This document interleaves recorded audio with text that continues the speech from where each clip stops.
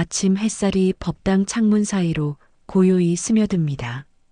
향로에서 피어오르는 연기가 천천히 허공으로 흩어지고 그 속에서 희미하게 들려오는 연불 소리가 법당 안을 가득 채웁니다. 오늘도 여러 불자님들이 이곳에 모였습니다. 누군가는 무릎이 아파 절을 제대로 올리지 못하면서도 간절히 합장하고 누군가는 눈물을 닦으며 부처님 앞에 앉아 있습니다. 병든 몸을 이끌고 온 이 지친 마음을 안고 온 이 가족의 고통을 대신 짊어지고 온 이들입니다. 법당 한쪽 구석에는 머리가 하얗게 센 할머니 한 분이 앉아 계십니다. 오랜 지병으로 고생하시는 분입니다. 병원에서는 더 이상 치료할 방법이 없다고 했습니다. 약을 먹어도 나아지지 않고 시간이 지날수록 몸은 더 무거워지고 마음은 더 어두워졌습니다. 그런데 오늘 이분은 마지막 희망을 품고 이곳에 오셨습니다. 부처님께 물어보고 싶은 것이 있습니다. 정말 이 병에서 벗어날 수 있을까요? 이 고통이 언젠가는 끝날 수 있을까요? 그때 법당 앞쪽에서 한 제자가 부처님께 조용히 다가갑니다. 제자는 법당에 모인 이들을 둘러보며 깊은 한숨을 내쉬었습니다. 그리고 부처님께 여쭙습니다. 세존이시여, 이곳에 모인 이들을 보십시오. 병든 몸과 지친 마음, 그리고 두려움 속에 살아가는 이들입니다. 어떻게 하면 이 병과 고통에서 벗어날 수 있습니까? 무엇이 이들에게 진정한 평안을 줄 수 있습니까? 부처님께서는 제자를 바라보시며 부드럽게 미소 지으셨습니다. 그리고 천천히 입을 여셨습니다. 병든 몸만이 고통이 아니니라. 병든 마음, 병든 인연, 병든 업이 모두 중생을 괴롭게 하느니라. 그러나 걱정하지 말라. 동방에 한 부처님이 계시니 그분의 이름은 약사유리 광렬회이시니라. 그분께서는 중생의 모든 병과 고통을 덜어주시기 위해 12가지 큰 서원을 세우셨느니라. 제자가 놀라며 물었습니다. 세존이시여, 12가지 서원이라 하셨습니까? 그 서원이 정말 우리의 병을 낫게 할 수 있습니까? 부처님께서 고개를 끄덕이셨습니다. 그렇느니라. 약사열애의 서원은 단순히 몸의 병만을 고치는 것이 아니니라. 마음의 병, 업의 병, 인연의 병까지 모두 어루만지시느니라. 그분의 이름을 부르는 것만으로도 빛이 어둠을 밝히듯 병든 마음에 희망이 찾아오느니라. 법당에 모인 이들이 부처님의 말씀에 귀를 기울입니다. 할머니도 눈을 감고 고개를 숙였습니다. 그 순간 향로에서 피어오르는 연기가 마치 부처님의 말씀을 타고 흐르듯 법당 안을 감쌉니다. 부처님께서 다시 말씀하십니다. 지금부터 내가 약사열애의 12가지 서원을 하나하나 전하리라. 이 서원은 단순한 기도문이 아니니라. 이것은 삶을 바꾸는 약이며 어둠을 밝히는 등불이며 고통에서 벗어나는 길이니라. 귀 기울여 듣고 마음에 새기고 삶으로 실천하라. 그러면 너희는 약사열애의 빛 속에서 진정한 평안을 얻으리라. 제자가 합장하며 대답했습니다. 세존이시여, 가르침을 받들겠습니다. 저희 모두가 약사열애의 서원을 듣고 그 빛 속에서 새로운 삶을 시작하겠습니다. 부처님께서 법당을 둘러보셨습니다. 병든 이 지친 이 두려움에 떠는 이들 모두가 부처님의 눈빛 속에서 위로를 받았습니다. 그리고 부처님께서는 첫 번째 서원을 전하기 시작하셨습니다. 부처님께서 천천히 입을 여셨습니다. 동방에 유리광세계라는 곳이 있느니라. 그곳은 우리가 사는 이 사바세계와는 다른 세계이니라. 그곳의 땅은 유리처럼 맑고 투명하며 하늘은 청금색 보석처럼 빛나느니라. 그 세계를 다스리시는 분이 바로 약사유리 광렬회이시니라. 제자가 조심스럽게 여쭙습니다. 세존이시여, 유리광이라 하셨습니까? 그 빛은 어떤 빛입니까? 부처님께서 미소 지으시며 대답하셨습니다. 유리는 맑고 투명하여 안과 밖이 환히 보이느니라. 약사열애의 몸은 바로 그 유리와 같으니 그 빛이 중생의 어두운 곳을 비추느니라. 병든 곳, 아픈 곳, 두려운 곳을 환히 밝혀주시느니라. 이것이 약사열애의 첫 번째 서원이니라. 부처님께서 법당을 천천히 둘러보시며 말씀을 이어가셨습니다. 약사열애께서는 이렇게 서원하셨느니라. 내가 깨달음을 이루는 날, 내 몸은 유리처럼 맑고 밝아서 그 빛이 무량무변한 세계를 비추리라. 그 빛을 받는 모든 중생은 병에서 벗어나고 어둠에서 벗어나며 두려움에서 벗어나리라.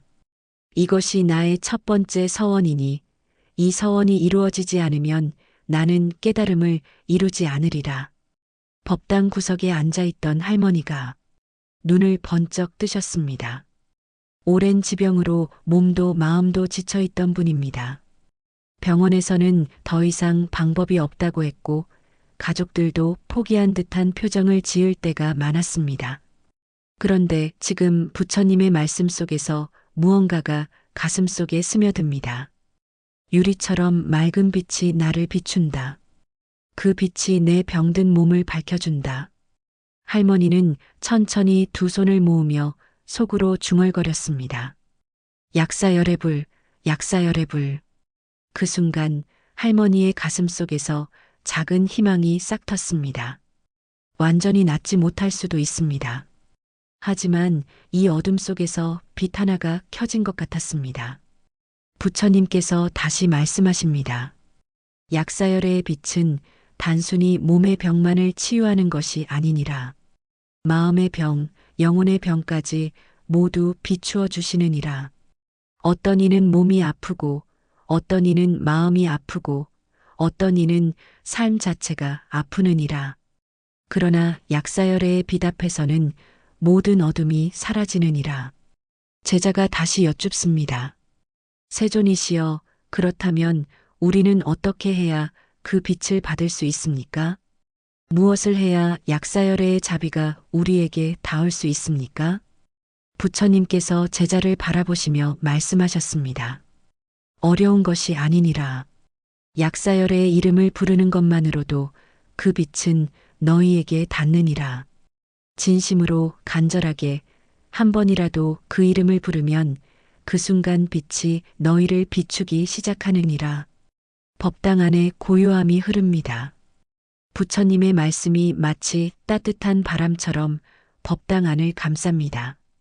할머니는 눈을 감고 천천히 연부를 시작했습니다. 약사유리 광렬해, 약사유리 광렬해. 그 목소리는 떨렸지만 그 안에는 희망이 담겨 있었습니다. 부처님께서는 법당을 둘러보시며 말씀을 이어가셨습니다. 세상에는 많은 병이 있느니라. 눈에 보이는 병도 있고 눈에 보이지 않는 병도 있느니라. 가난이라는 병, 외로움이라는 병, 두려움이라는 병, 후회라는 병. 이 모든 병이 중생을 괴롭히느니라. 그러나 약사열애의 첫 번째 서원은 이 모든 것을 포함하느니라. 유리광의 빛은 모든 어둠을 밝히고 모든 병을 드러내며 모든 고통을 어루만지느니라. 제자가 감동하여 눈물을 글썽이며 말했습니다. 세존이시여, 참으로 자비로우신 서원입니다. 약사열애께서는 중생의 모든 고통을 아시고 그것을 밝혀주시는 것이로군요. 부처님께서 고개를 끄덕이셨습니다. 그렇느니라. 약사열애의 빛은 비난하지 않고 외면하지 않고 포기하지 않느니라. 단지 비출 뿐이니라. 그 빛 속에서 중생은 스스로의 병을 보고 스스로의 아픔을 알게 되며 스스로 치유의 길을 찾아가느니라.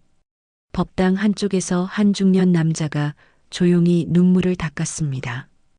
이분은 오랫동안 마음의 병으로 고생해 왔습니다. 우울하고 불안하고 세상이 무너질 것 같은 두려움 속에서 살아왔습니다. 병원에서는 약을 주었지만 마음은 나아지지 않았습니다. 그런데 오늘 부처님의 말씀을 들으며 무언가가 달라졌습니다. 내 마음의 어둠도 약사열애의 빛이 비춰줄 수 있을까? 그는 천천히 두 손을 모으고 속으로 기도했습니다. 약사열애 불, 제 마음의 병도 밝혀주십시오. 이 어둠 속에서 벗어날 수 있게 도와주십시오. 부처님께서 마지막으로 말씀하셨습니다. 약사열애의 첫 번째 서원은 단순히 병을 낫게 하는 것이 아니니라. 빛을 주는 것이니라. 그 빛 속에서 너희는 스스로를 볼 수 있고 스스로를 이해할 수 있으며 스스로를 치유할 수 있느니라. 이것이 약사열애의 첫 번째 자비이니라. 법당 안에 잠시 침묵이 흘렀습니다. 그리고 그 침묵 속에서 희망이 자라났습니다. 부처님께서 잠시 침묵하신 후 다시 입을 여셨습니다. 약사열애의 첫 번째 서원은 빛을 주는 것이었느니라. 그러나 빛만으로는 충분하지 않느니라. 빛을 받은 후 그 빛 속에서 어떻게 살아갈 것인가? 이것이 약사열애의 두 번째 서원이니라. 제자가 고개를 들어 부처님을 바라봅니다. 세존이시여, 두 번째 서원은 무엇입니까? 부처님께서 천천히 말씀하셨습니다. 약사열애께서 이렇게 서원하셨느니라.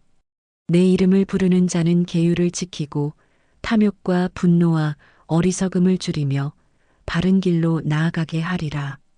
그리하여 그들이 단순히 병에서 벗어나는 것이 아니라 삶 자체가 바뀌게 하리라. 이것이 나의 두 번째 서원이니 이 서원이 이루어지지 않으면 나는 깨달음을 이루지 않으리라. 법당 한쪽에 앉아있던 한 여인이 고개를 떨구었습니다. 이분은 가난한 집안에서 태어나 평생 궁핍하게 살아왔습니다. 남편은 일찍 세상을 떠났고 자식들을 키우느라 온갖 고생을 다했습니다. 이제 나이가 들어 몸도 약해지고 마음도 지쳤습니다. 그런데 오늘 부처님께 와서 이렇게 생각했습니다. 나는 가진 게 없는데 부처님께 무엇을 바칠 수 있을까? 나는 공덕을 쌓을 만한 재물도 없고 능력도 없는데. 여인은 부처님 앞에서 작아지는 자신을 느꼈습니다. 그때 제자가 부처님께 여쭙습니다. 세존이시여, 가난한 이들은 어떻게 공덕을 쌓을 수 있습니까? 재물도 없고 지위도 없고 배움도 없는 이들은 어떻게 바른 길을 갈 수 있습니까? 부처님께서 미소 지으시며 대답하셨습니다. 공덕은 재물에서 나오는 것이 아니니라. 공덕은 마음에서 나오는 것이니라. 재물이 많아도 탐욕스러운 마음으로 쓰면 공덕이 아니며 재물이 없어도 자비로운 마음으로 살면 그것이 공덕이니라. 여인이 고개를 들어 부처님을 바라봅니다. 부처님께서 계속 말씀하십니다. 약사열애의 두 번째 서원은 바로 이것이니라. 중생이 단순히 병에서 벗어나는 것이 아니라 삶의 방향 자체를 바꾸는 것이니라. 탐욕에서 벗어나 만족을 배우고 분노에서 벗어나 자비를 배우며 어리석음에서 벗어나 지혜를 배우느니라. 이것이 진정한 치유이니라. 제자가 감탄하며 말했습니다. 그렇다면 약사열애를 부르는 것은 단순히 병을 낫게 해달라는 기도가 아니로군요. 삶을 바꾸겠다는 서원이로군요. 부처님께서 고개를 끄덕이셨습니다. 그렇느니라. 약사열애의 이름을 부르는 순간 너희는 이미 변화의 길에 들어서는 것이니라. 그 이름 속에는 빛이 있고 자비가 있으며 변화의 힘이 담겨 있느니라. 법당에 앉아있던 여인의 마음에 무언가가 울렸습니다. 그렇구나. 나는 재물이 없지만 마음을 바칠 수 있구나. 나는 능력이 없지만 바르게 살려는 의지를 가질 수 있구나. 여인은 천천히 두 손을 모으고 속으로 다짐했습니다. 약사열애불, 저는 가진 것이 없습니다. 하지만 제 마음만큼은 바르게 살겠습니다. 남을 원망하지 않고 제 처지를 한탄하지 않으며 주어진 하루를 감사하며 살겠습니다. 부처님께서 법당을 둘러보시며 말씀하셨습니다. 세상 사람들은 병이 나으면 예전의 삶으로 돌아가느니라. 그러나 약사열애의 서원을 받은 이는 다르니라. 병이 나은 후 그들은 예전의 삶으로 돌아가지 않느니라. 그들은 새로운 삶을 시작하느니라. 탐욕스럽게 살던 이는 만족하며 살게 되고, 화를 내며 살던 이는 온화하게 살게 되며, 어리석게 살던 이는 지혜롭게 살게 되느니라. 제자가 물었습니다. 세존이시여, 그렇다면 우리는 구체적으로 무엇을 해야 합니까? 어떻게 해야 약사열애의 두 번째 서원을 실천할 수 있습니까? 부처님께서 차분하게 대답하셨습니다. 첫째, 너희의 말을 살펴라. 거짓말을 하지 않고 남을 해치는 말을 하지 않으며 헛된 말을 줄이라.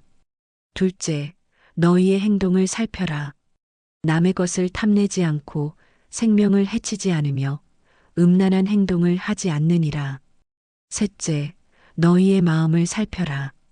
탐욕을 줄이고 분노를 다스리며 어리석음에서 벗어나라. 이 세 가지만 지켜도 너희의 삶은 이미 달라지기 시작하느니라. 법당 안에 있던 한 노인이 고개를 끄덕이며 눈물을 흘렸습니다. 이분은 평생 화를 많이 내며 살아왔습니다. 자식들에게도 화를 냈고 이웃에게도 화를 냈으며 자기 자신에게도 화를 냈습니다. 그 결과 자식들과는 사이가 멀어졌고 이웃들과는 관계가 끊어졌으며 자신은 외롭고 고독하게 늙어갔습니다. 그런데 오늘 부처님의 말씀을 들으며 깨달았습니다. 내가 평생 병은 없었지만 마음은 병들어 있었구나. 내가 평생 건강했지만 내 삶은 병들어 있었구나. 노인은 천천히 합장하며 속으로 참회했습니다. 약사열애불, 저는 평생 잘못 살았습니다. 이제라도 바르게 살고 싶습니다. 제 마음의 분노를 다스리고 자식들과 화해하며 남은 삶을 평화롭게 살고 싶습니다. 부처님께서 말씀을 이어가셨습니다. 약사열애의 두 번째 서원은 너희에게 완벽함을 요구하지 않느니라. 단지 방향을 바꾸라고 하시느니라. 탐욕에서 만족으로, 분노에서 자비로, 어리석음에서 지혜로, 한 걸음씩 천천히 그러나 확실하게 나아가라. 그러면 약사열애의 빛이 너희와 함께하리라. 제자가 감동하여 말했습니다. 세존이시여, 이것이야말로 진정한 치유로군요. 단순히 아픈 곳을 낫게 하는 것이 아니라 삶 자체를 치유하는 것이로군요. 부처님께서 고개를 끄덕이셨습니다. 그렇느니라. 약사열애의 두 번째 서원은 중생에게 새로운 삶을 주는 것이니라. 병이 나았지만 예전처럼 살면 다시 병이 올 것이며 병이 나은 후 새롭게 살면 진정한 건강을 얻으리라. 법당 안에 깊은 고요함이 흘렀습니다. 여인은 가슴에 손을 얹고 조용히 눈물을 흘렸습니다. 노인은 고개를 숙이고 참회의 기도를 올렸습니다. 그리고 모든 이들은 깨달았습니다. 약사열애를 부르는 것은 단순한 기도가 아니라 삶을 바꾸는 시작이라는 것을 부처님께서 마지막으로 말씀하셨습니다. 약사열애의 두 번째 서원을 기억하라. 이름을 부르는 것으로 시작하되 삶으로 실천하라. 그러면 너희는 단순히 병에서 벗어나는 것이 아니라 새로운 사람으로 거듭나리라. 향로에서 피어오르는 연기가 천천히 허공으로 흩어졌습니다. 부처님께서 잠시 법당 안을 둘러보셨습니다. 그리고 천천히 말씀을 이어가셨습니다. 약사열애의 세 번째 서원은 가난한 이들을 위한 것이니라. 제자가 놀라며 여쭙습니다. 세존이시여, 부처님의 서원이 가난한 이들을 위한 것이라 하셨습니까? 병을 고치는 것이 아니라 가난을 어루만지신다는 말씀입니까? 부처님께서 고개를 끄덕이셨습니다. 그렇느니라. 가난 또한 큰 병이니라. 몸의 병만큼이나 아니 때로는 그보다 더 깊은 고통을 주는 것이 가난이니라. 약사열애께서는 이것을 아시고 세 번째 서원을 세우셨느니라. 부처님께서 법당을 천천히 둘러보시며 말씀하셨습니다. 약사열애께서 이렇게 서원하셨느니라. 내 이름을 부르는 자가 의식주에 부족함이 있거든 내가 그들에게 필요한 것을 주리라. 배고픈 자에게는 음식을, 헐벗은 자에게는 옷을, 집 없는 자에게는 쉴 곳을 주리라. 이것이 나의 세 번째 서원이니 이 서원이 이루어지지 않으면 나는 깨달음을 이루지 않으리라. 법당 뒤쪽에 앉아있던 한 가장이 고개를 들었습니다. 이분은 날품팔이로 가족을 먹여 살리는 사람입니다. 매일 아침 일터를 찾아 나서지만 일이 있는 날도 있고 없는 날도 있습니다. 일이 없는 날이면 집에 돌아가는 발걸음이 무겁습니다. 아내의 걱정스러운 눈빛, 아이들의 배고픈 얼굴을 생각하면 가슴이 답답해집니다. 나는 게으르지 않은데, 열심히 일하는데, 왜 우리 가족은 늘 가난할까? 이런 생각이 들 때마다 자신이 무능한 것 같아 괴로웠습니다.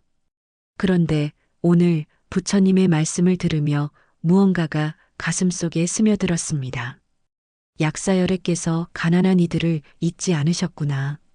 우리 같은 사람들도 부처님의 자비 안에 있구나. 제자가 부처님께 여쭙습니다. 세존이시여, 그렇다면 가난한 이가 약사열애의 이름을 부르면 곧바로 부자가 되는 것입니까? 부처님께서 고개를 저으시며 말씀하셨습니다. 그렇게 단순한 것이 아니니라. 약사열애의 서원은 중생을 게으르게 만드는 것이 아니니라. 오히려 중생이 스스로 일어설 수 있도록 힘을 주시는 것이니라. 제자가 고개를 갸우뚱하며 물었습니다. 세존이시여, 그 말씀을 좀 더 자세히 설명해 주십시오. 부처님께서 천천히 말씀하셨습니다. 가난에는 두 가지가 있느니라. 하나는 업보로 인한 가난이요. 또 하나는 게으름으로 인한 가난이니라.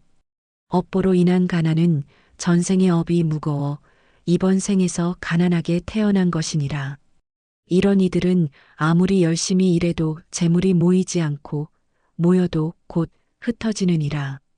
약사열애의 세 번째 서원은 바로 이런 이들을 위한 것이니라. 법당에 앉아있던 가장이 고개를 끄덕였습니다.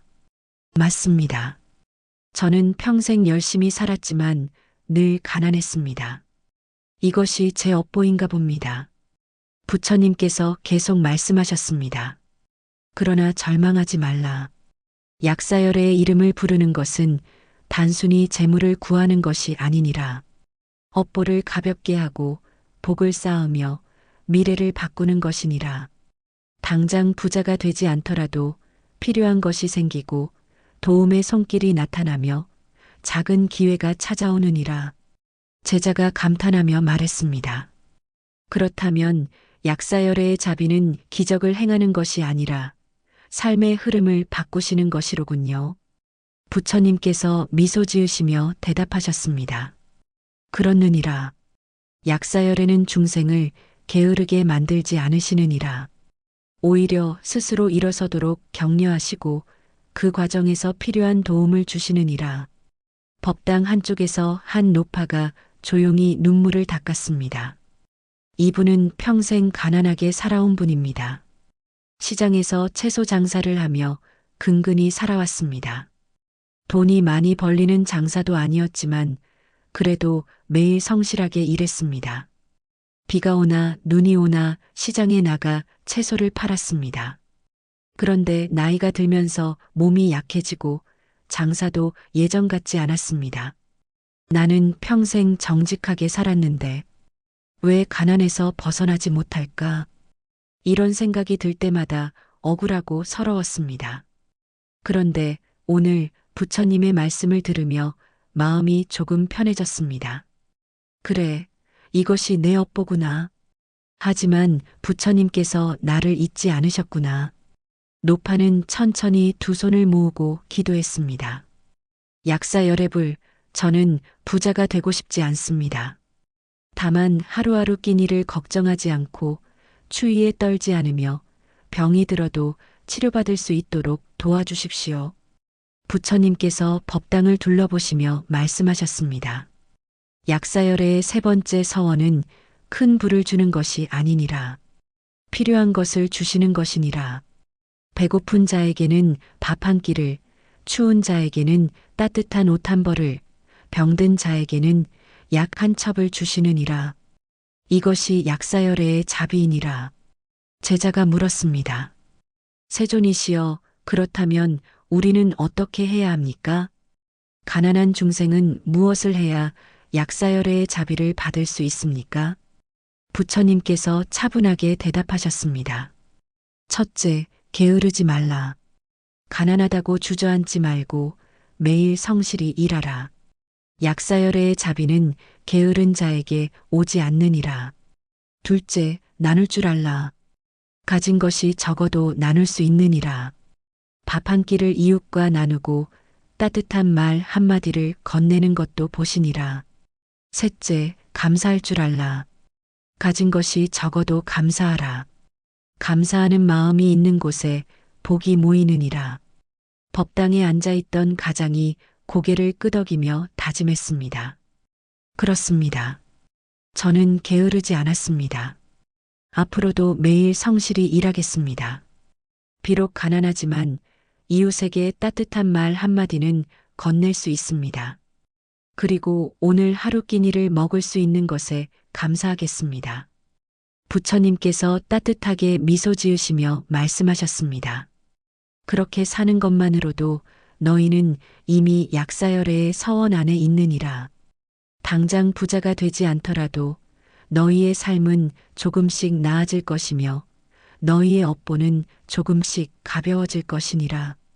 그리고 언젠가 이번 생이 아니더라도 다음 생에서는 가난에서 벗어나리라. 노파가 눈물을 흘리며 합장했습니다. 가장도 고개를 숙이고 감사의 기도를 올렸습니다.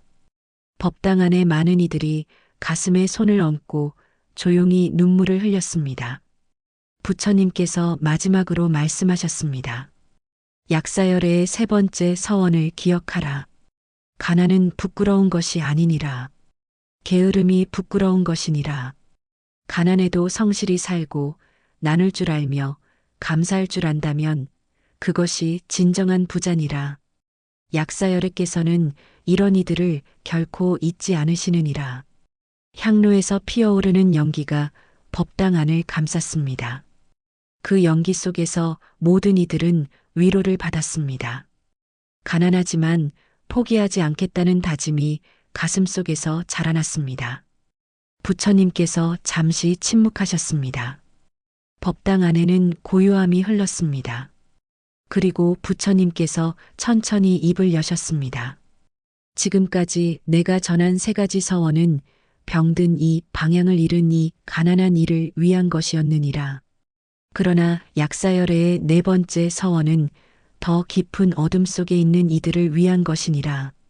제자가 조심스럽게 여쭙습니다. 세존이시여, 더 깊은 어둠이라 하셨습니까? 그것은 무엇을 말씀하시는 것입니까? 부처님께서 법당을 둘러보시며 말씀하셨습니다. 탐욕에 빠져 남의 것을 훔치느니, 분노에 빠져 남을 해치느니, 어리석음에 빠져 삿된 길을 걷느니, 이런 이들은 스스로 지옥의 길을 걷고 있는 것이니라. 약사열애의 네 번째 서원은 바로 이런 이들을 위한 것이니라. 법당 구석에 앉아있던 한 노인이 몸을 움츠렸습니다. 이분은 평생 잘못된 선택들을 해온 사람입니다. 젊었을 때는 분노를 참지 못해 사람들과 자주 다투었고 때로는 주먹을 휘두르기도 했습니다.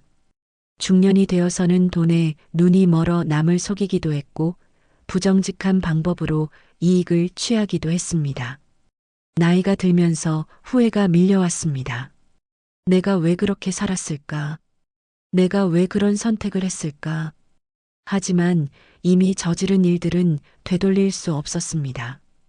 죄책감과 후회가 그를 짓눌렀습니다. 부처님께서 말씀하셨습니다. 약사열애께서 이렇게 서원하셨느니라. 내 이름을 듣고 부르는 자가 삿된 길을 걷고 있거든. 내가 그들에게 빛을 비추어 바른 길로 돌아오게 하리라. 탐욕에 빠진 자에게는 만족을, 분노에 빠진 자에게는 자비를, 어리석음에 빠진 자에게는 지혜를 주리라. 이것이 나의 네 번째 서원이니 이 서원이 이루어지지 않으면 나는 깨달음을 이루지 않으리라. 제자가 눈을 크게 뜨며 물었습니다. 세존이시여, 그렇다면 악업을 지은 자도 구제받을 수 있다는 말씀입니까? 이미 나쁜 길을 걸어온 자도 돌아올 수 있다는 말씀입니까? 부처님께서 고개를 끄덕이셨습니다. 그렇느니라. 약사열애의 자비는 선한 자에게만 향하는 것이 아니니라. 오히려 어둠 속에 있는 자일수록 더 큰 빛이 필요하니라. 약사열애께서는 이것을 아시고 네 번째 서원을 세우신 것이니라. 부처님께서 법당을 천천히 둘러보시며 말씀을 이어가셨습니다. 세상에는 두 종류의 사람이 있느니라. 하나는 처음부터 바른 길을 걷는 사람이요. 또 하나는 잘못된 길을 걷다가 뒤늦게 깨닫는 사람이니라. 약사열애께서는 두 번째 사람들을 결코 포기하지 않으시느니라. 법당 구석의 노인이 조용히 눈물을 흘렸습니다. 부처님의 말씀이 그의 가슴을 파고들었습니다. 나 같은 사람도 돌아올 수 있다는 말씀인가? 이미 지은 죄가 많은 나도 구제받을 수 있다는 말씀인가? 제자가 부처님께 여쭙습니다. 세존이시여, 그렇다면 어떻게 해야 잘못된 길에서 돌아올 수 있습니까? 이미 지은 악업은 어떻게 해야 합니까? 부처님께서 차분하게 대답하셨습니다. 첫째, 스스로의 잘못을 인정하라. 많은 이들이 자신의 잘못을 남의 탓으로 돌리느니라. 가난해서 어쩔 수 없었다. 화가 나서 어쩔 수 없었다. 몰라서 어쩔 수 없었다. 이런 변명으로는 결코 어둠에서 벗어날 수 없느니라. 스스로의 잘못을 정직하게 인정하는 것, 그것이 첫걸음이니라. 노인이 고개를 숙이며 속으로 중얼거렸습니다. 맞습니다. 저는 평생 변명만 했습니다. 제 잘못을 인정하지 않았습니다. 부처님께서 계속 말씀하셨습니다. 둘째, 진심으로 참회하라. 참회는 단순히 미안하다고 말하는 것이 아니니라. 다시는 그 길을 걷지 않겠다고 다짐하는 것이니라. 입으로만 참회하고 다시 같은 잘못을 저지르면 그것은 참회가 아니니라. 진정한 참회는 마음을 바꾸고 행동을 바꾸며 삶을 바꾸는 것이니라. 법당 한쪽에서 한 중년 남자가 고개를 들었습니다. 이분은 젊었을 때 술과 도박에 빠져 가족을 고생시킨 사람입니다. 아내는 울며 집을 나갔고 자식들은 아버지를 원망하며 자랐습니다. 몇 년 전부터 술을 끊고 도박도 끊었지만 이미 무너진 가족은 되돌릴 수 없었습니다. 그는 매일 후회하며 살았지만 어떻게 해야 할지 몰랐습니다. 오늘 부처님의 말씀을 들으며 무언가가 보이기 시작했습니다. 참회는 후회하는 것이 아니라 바꾸는 것이구나. 과거를 한탄하는 것이 아니라 미래를 다르게 만드는 것이구나. 부처님께서 말씀을 이어가셨습니다. 셋째, 약사열애의 이름을 부르라. 너희 혼자서는 어둠에서 벗어나기 어려우니라. 탐욕의 힘은 강하고 분노의 불길은 거세며 어리석음의 안개는 짙으니라. 그러나 약사열애의 이름을 부르면 그 빛이 너희를 비추느니라. 그 빛 속에서 너희는 자신의 잘못을 똑똑히 보게 되고 바른 길을 찾게 되며 힘을 얻게 되느니라. 노인이 천천히 두 손을 모으고 기도했습니다. 약사열의 불. 저는 평생 잘못 살았습니다. 탐욕에 빠졌고 분노에 휩싸였으며 어리석은 선택들을 했습니다. 이제라도 바른 길로 돌아오고 싶습니다. 저에게 빛을 비춰주십시오. 제자가 부처님께 여쭙습니다. 세존이시여, 악업을 지은 자가 약사열애의 이름을 부르면 그 죄가 사라지는 것입니까? 부처님께서 고개를 저으시며 말씀하셨습니다. 죄가 완전히 사라지는 것은 아니니라. 업은 반드시 과보를 낳느니라. 그러나 약사열애의 자비로 그 무게를 가볍게 할 수 있느니라. 마치 큰 바위를 물 위에 띄울 수는 없지만 배에 실으면 물 위에 뜰 수 있는 것처럼 약사열의 서원은 너희의 업을 실어줄 배와 같은 것이니라. 제자가 감탄하며 말했습니다. 참으로 지혜로운 비유이십니다. 그렇다면 약사열의 네 번째 서원은 죄를 없애는 것이 아니라 그 무게를 견딜 수 있게 해주시는 것이로군요. 부처님께서 미소 지으시며 대답하셨습니다. 그렇느니라. 그리고 더 중요한 것은 약사열의 빛이 너희가 다시는 그 길을 걷지 않도록 지켜주신다는 것이니라. 과거의 죄는 과보를 받더라도 미래에는 다시 죄를 짓지 않게 되느니라. 이것이 약사열의 진정한 자비이니라. 법당에 앉아있던 중년 남자가 일어나 절을 올렸습니다. 노인도 땅에 이마를 대고 참회의 기도를 올렸습니다. 법당 안에 많은 이들이 자신의 과거를 돌아보며 조용히 눈물을 흘렸습니다. 부처님께서 법당을 둘러보시며 마지막으로 말씀하셨습니다. 약사열의 네 번째 서원을 기억하라. 아무리 어두운 길을 걸어왔어도 돌아올 수 있느니라. 아무리 깊은 죄를 지었어도 참회할 수 있느니라. 약사열의 빛은 어둠 속에서 더욱 밝게 빛나느니라. 포기하지 말고 약사열의 이름을 부르며 바른 길로 돌아서라. 향로에서 피어오르는 연기가 천천히 허공으로 흩어졌습니다. 그 연기 속에서 참회하는 이들의 마음이 정화되는 것 같았습니다. 어둠 속에 있던 이들에게 희망의 빛이 비쳤습니다. 부처님께서 잠시 숨을 고르셨습니다. 법당 안에는 참회의 여운이 아직 남아 있었습니다. 그리고 부처님께서 다시 말씀을 시작하셨습니다. 지금까지 4가지 서원을 전했느니라. 병든 이를 위한 서원, 방향을 잃은 이를 위한 서원, 가난한 이를 위한 서원, 그리고 어둠 속에 있는 이를 위한 서원. 이제 5번째 서원을 전하리니 이것은 모든 이를 위한 서원이니라. 제자가 고개를 들어 부처님을 바라봅니다. 세존이시여, 모든 이를 위한 서원이라 하셨습니까? 부처님께서 고개를 끄덕이셨습니다. 그렇느니라. 약사열의 5번째 서원은 계율에 관한 것이니라. 착하게 산다는 것이 무엇인지, 바르게 산다는 것이 무엇인지를 가르쳐 주시는 서원이니라. 부처님께서 법당을 천천히 둘러보시며 말씀하셨습니다. 약사열애께서 이렇게 서원하셨느니라. 내 이름을 듣고 부르는 자가 계율을 지키고자 하거든 내가 그들을 도와 계율을 온전히 지킬 수 있게 하리라. 계율을 지키다가 실수로 어기게 되거든 다시 바른 길로 돌아올 수 있게 하리라. 이것이 나의 5번째 서원이니 이 서원이 이루어지지 않으면 나는 깨달음을 이루지 않으리라. 법당 한쪽에 앉아있던 한 청년이 고개를 들었습니다. 이분은 최근에 불교에 관심을 갖기 시작한 사람입니다. 주변 사람들이 착하게 살라고 말하고 부처님 말씀을 따르라고 하는데 솔직히 잘 모르겠습니다. 착하게 산다는 게 뭘까? 남한테 피해주지 않고 사는 거? 그럼 나는 이미 착하게 사는 건가? 청년은 혼란스러웠습니다. 제자가 부처님께 여쭙습니다. 세존이시여, 계율을 지킨다는 것은 무엇입니까? 단순히 나쁜 일을 하지 않는 것입니까?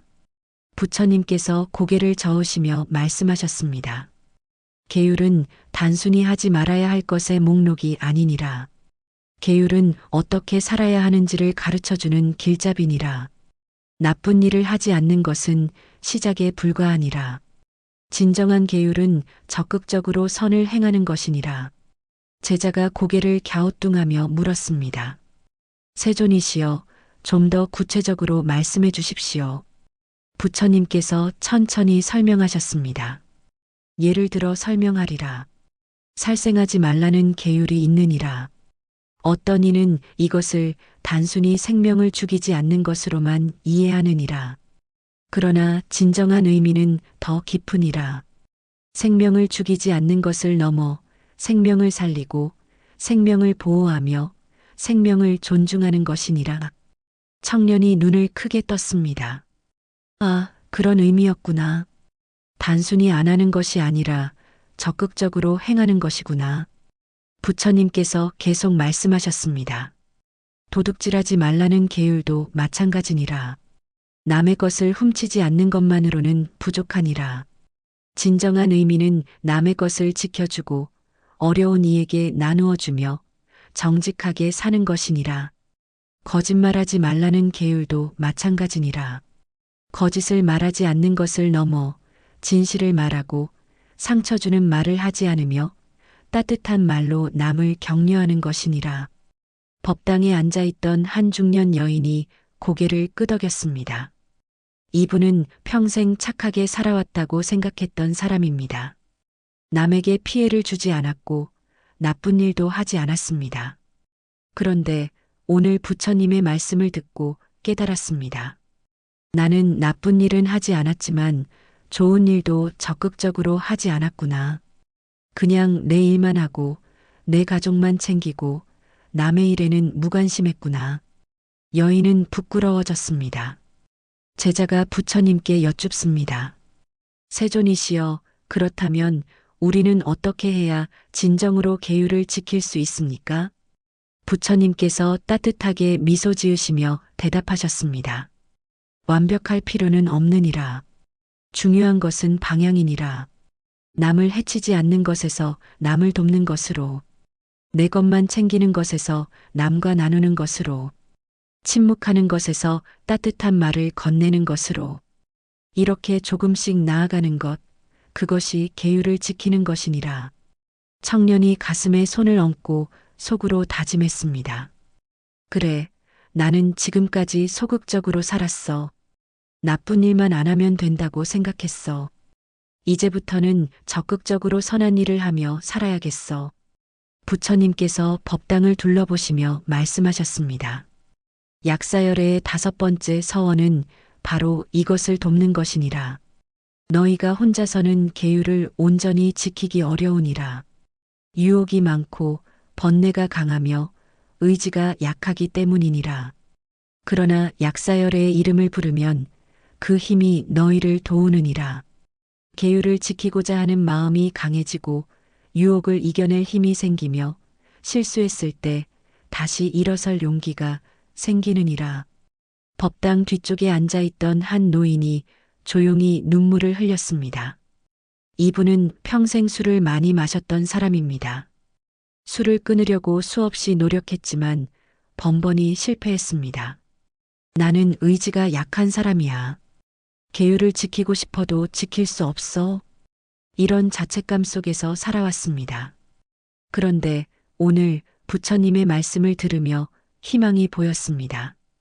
약사열애께서 도와주신다면, 혼자서는 안 되지만 부처님과 함께라면 할 수 있을지도 몰라. 노인은 천천히 두 손을 모으고 기도했습니다. 약사열애불, 저는 의지가 약합니다. 혼자서는 계율을 지킬 수 없습니다. 저를 도와주십시오. 술을 끊고 바르게 살 수 있도록 힘을 주십시오. 부처님께서 말씀을 이어가셨습니다. 계율을 지키다가 실수할 수도 있느니라. 그것은 당연한 일이니라. 중요한 것은 실수했을 때 포기하지 않는 것이니라. 약사열애의 5번째 서원은 실수한 일을 버리지 않으시느니라. 오히려 다시 일어설 수 있도록 손을 내밀어 주시느니라. 제자가 감동하여 말했습니다. 세존이시여, 참으로 자비로우신 서원입니다. 완벽함을 요구하는 것이 아니라 함께 걸어가 주시는 것이로군요. 부처님께서 고개를 끄덕이셨습니다. 그렇느니라. 약사열애께서는 중생의 약함을 아시느니라. 그래서 혼자 걷게 하지 않으시고 함께 걸어가 주시느니라. 넘어지면 일으켜 주시고 지치면 쉬게 해주시며 포기하려 하면 격려해 주시느니라. 법당에 앉아있던 여인이 두 손을 모으고 기도했습니다. 약사열애불, 저는 지금까지 소극적으로 살았습니다. 이제부터는 적극적으로 선을 행하며 살겠습니다. 작은 일이라도 남을 돕고 따뜻한 말 한마디라도 건네며 나눌 수 있는 것을 나누며 살겠습니다. 청년도 조용히 다짐했습니다. 나도 이제부터 달라질 거야. 단순히 나쁜 일 안 하는 게 아니라 적극적으로 좋은 일을 하며 살 거야. 부처님께서 마지막으로 말씀하셨습니다. 약사열애의 5번째 서원을 기억하라. 착하게 산다는 것은 소극적인 것이 아니니라. 적극적으로 선을 행하고 남을 돕고 세상을 밝히는 것이니라. 약사열애께서는 이 길을 걷는 모든 이와 함께 하시느니라. 두려워하지 말고 약사열애의 이름을 부르며 한 걸음씩 나아가라. 향로에서 피어오르는 연기가 법당 안을 가득 채웠습니다. 그 연기 속에서 모든 이들은 새로운 다짐을 했습니다. 착하게 산다는 것의 진짜 의미를 알게 되었습니다. 부처님께서 잠시 법당을 둘러보셨습니다. 많은 이들이 고개를 숙이고 기도하고 있었습니다. 그리고 부처님께서 천천히 입을 여셨습니다. 지금까지 5가지 서원을 전했느니라. 그런데 아직 말하지 않은 병이 하나 있느니라. 눈에 보이지 않지만 가장 고통스러운 병이니라. 제자가 고개를 들어 부처님을 바라봅니다.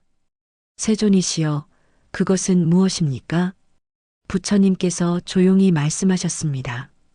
마음의 병이니라. 법당 안에 잠시 침묵이 흘렀습니다. 부처님께서 계속 말씀하셨습니다. 몸의 병은 남들이 알아보느니라. 다리가 아프면 절뚝거리고 배가 아프면 얼굴을 찌푸리느니라. 그래서 주변 사람들이 걱정하고 위로하며 도와주느니라. 그러나 마음의 병은 다르니라. 겉으로는 멀쩡해 보이지만 속으로는 죽을 만큼 고통스러우니라. 그래서 더 외롭고 더 고통스러우니라. 법당 한쪽에 앉아있던 한 중년 여인이 조용히 눈물을 흘렸습니다. 이분은 겉으로는 아무렇지 않은 척하며 살아왔습니다. 가족들 앞에서 웃고 이웃들 앞에서 밝게 인사하며 아무 문제 없는 것처럼 행동했습니다. 하지만 혼자 있을 때면 이유 없이 눈물이 흘렀습니다. 아침에 일어나기가 두려웠고 밤이 되면 허무함에 잠들지 못했습니다. 나는 왜 이럴까? 다른 사람들은 다 행복해 보이는데 왜 나만 이렇게 힘들까? 내가 이상한 걸까? 이런 생각들이 끊임없이 그녀를 괴롭혔습니다. 부처님께서 말씀하셨습니다. 약사열애의 6번째 서원은 바로 이런 이들을 위한 것이니라. 약사열애께서 이렇게 서원하셨느니라. 내 이름을 듣고 부르는 자가 마음의 병으로 고통받거든 내가 그 마음을 어루만지고 평안을 주리라. 이유 없는 슬픔, 끝없는 불안, 깊은 외로움, 무거운 허무함. 이 모든 마음의 병을 내가 치유하리라. 이것이 나의 6번째 서원이니 이 서원이 이루어지지 않으면 나는 깨달음을 이루지 않으리라. 제자가 조심스럽게 여쭙습니다. 세존이시여, 마음의 병은 왜 생기는 것입니까? 부처님께서 천천히 설명하셨습니다. 마음의 병은 여러 원인이 있느니라. 어떤 이는 과거의 상처 때문이니라. 어린 시절의 아픔, 사랑하는 이와의 이별, 큰 실패의 경험. 이런 것들이 마음에 깊은 상처를 남기고 그것이 병이 되느니라. 법당 뒤쪽에 앉아있던 한 청년이 고개를 숙였습니다. 이분은 어린 시절 부모님의 이혼을 겪었습니다. 그때의 아픔이 아직도 마음속에 남아 있습니다. 사람을 믿기 어렵고 관계를 맺기가 두렵습니다. 그때의 일이 아직도 나를 괴롭히고 있구나. 청년은 가슴이 먹먹해졌습니다. 부처님께서 계속 말씀하셨습니다. 어떤 이는 현재의 고통 때문이니라. 가난, 외로움, 인정받지 못하는 서러움. 이런 것들이 마음을 짓누르고 희망을 빼앗아 가느니라. 어떤 이는 미래에 대한 두려움 때문이니라. 늙음에 대한 두려움, 병에 대한 두려움, 죽음에 대한 두려움.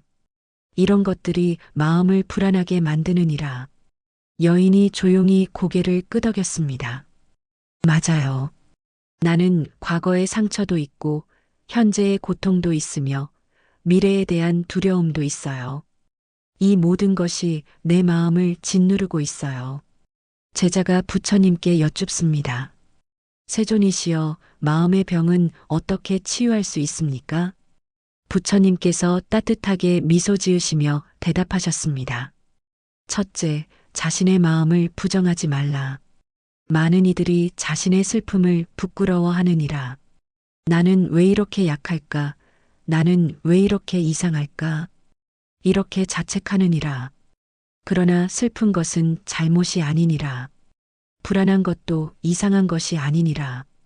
그것은 단지 너희가 인간이기 때문이니라. 법당에 앉아있던 한 노파가 눈물을 닦았습니다. 이분은 평생 강하게 살아왔습니다. 슬퍼도 참고 힘들어도 참으며 약한 모습을 보이지 않으려 애썼습니다. 그러다 보니 마음이 점점 더 무거워졌습니다. 나는 강해야 한다고 생각했는데 슬퍼하는 것도 괜찮은 거구나. 노파는 처음으로 자신을 용서할 수 있었습니다. 부처님께서 계속 말씀하셨습니다. 둘째, 혼자 견디려 하지 말라. 마음의 병은 혼자서는 견디기 어려우니라. 누군가에게 말하고 위로받고 함께 있는 것만으로도 마음이 가벼워지느니라. 부처님께 기도하고 스님께 상담하며 믿을 수 있는 사람에게 마음을 여는 것. 이것이 치유의 시작이니라. 여인이 속으로 생각했습니다. 나는 지금까지 혼자 견뎌왔어. 누구에게도 말하지 않고 혼자서만 힘들어했어. 이제는 도움을 청해야겠어. 부처님께서 법당을 둘러보시며 말씀하셨습니다. 셋째, 약사열애의 이름을 부르라. 약사열애의 빛은 몸의 병만이 아니라 마음의 병도 비추시느니라. 그 빛 속에서 너희의 마음은 조금씩 평안을 되찾으리라. 당장 모든 슬픔이 사라지지는 않더라도 견딜 힘이 생기고 희망이 보이며 하루하루를 살아갈 용기가 생기느니라. 여인이 천천히 두 손을 모으고 기도했습니다. 약사열의 불, 제 마음이 너무 아픕니다. 이유도 모르겠고 어떻게 해야 할지도 모르겠습니다. 저를 도와주십시오. 제 마음에 평안을 주십시오.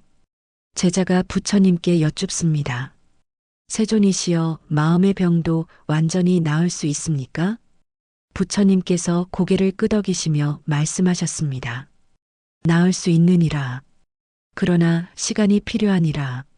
몸의 병은 약을 먹으면 며칠 만에 나을 수 있지만 마음의 병은 오랜 시간이 필요하니라. 하루하루 조금씩 천천히 나아가느니라.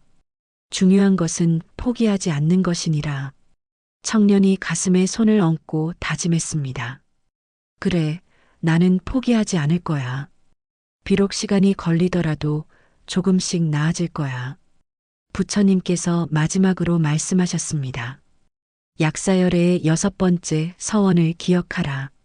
마음의 병은 부끄러운 것이 아니니라. 그것은 단지 너희가 인간이기 때문이니라. 자신을 따뜻하게 바라보고 혼자 견디지 말며 약사열애의 이름을 부르라. 그러면 너희의 마음은 조금씩 평안을 찾으리라.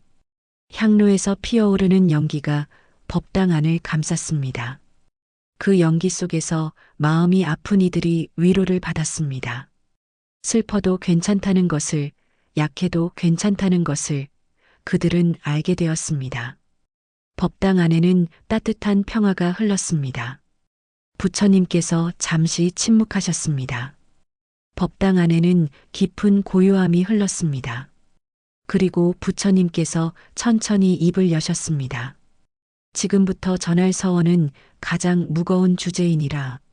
모든 중생이 피할 수 없는 것, 그러나 모두가 두려워하는 것, 바로 죽음에 관한 것이니라. 제자가 몸을 떨었습니다. 법당에 앉아있던 이들도 긴장한 표정을 지었습니다. 부처님께서 조용히 말씀하셨습니다. 약사열의 7번째 서원은 죽음을 앞둔 이들을 위한 것이니라. 약사열애께서 이렇게 서원하셨느니라. 내 이름을 듣고 부르는 자가 병들어 죽음을 앞두고 있거든. 만약 그의 수명이 아직 남았다면 내가 그 수명을 연장시켜 주리라. 그러나 만약 그의 업보가 다하여 이번 생을 마쳐야 한다면 평안하게 떠날 수 있도록 도우리라. 이것이 나의 7번째 서원이니 이 서원이 이루어지지 않으면 나는 깨달음을 이루지 않으리라. 법당 한쪽에 앉아있던 한 노인이 고개를 떨구었습니다. 이분은 얼마 전 병원에서 시한부 진단을 받았습니다. 의사는 남은 시간이 많지 않다고 했습니다. 처음에는 믿을 수 없었습니다. 분노했고 울었으며 하늘을 원망했습니다. 왜 하필 나인가? 아직 하고 싶은 일도 많은데, 아직 준비가 안 됐는데. 그러나 시간이 지나면서 분노는 두려움으로 바뀌었습니다. 죽음이 두려웠습니다. 제자가 부처님께 여쭙습니다.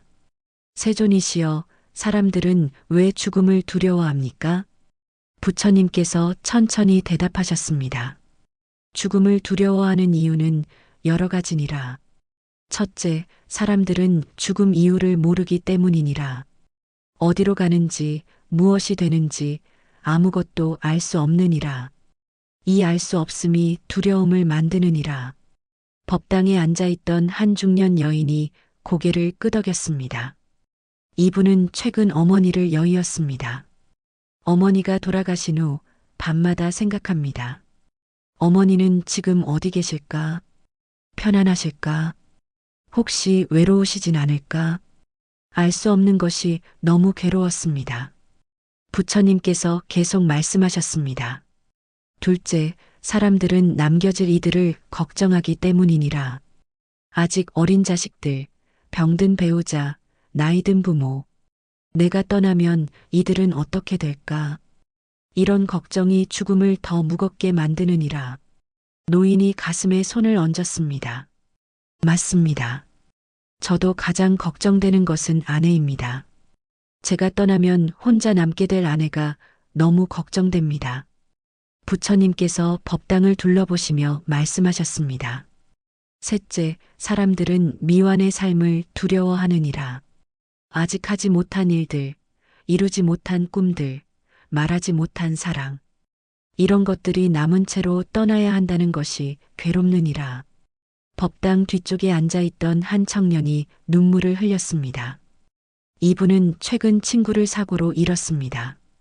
갑작스러운 죽음이었습니다. 친구는 아직 젊었고 하고 싶은 일도 많았을 것입니다. 왜 이렇게 갑자기 준비도 못하고. 청년은 친구의 미완의 삶이 너무 안타까웠습니다. 제자가 부처님께 여쭙습니다.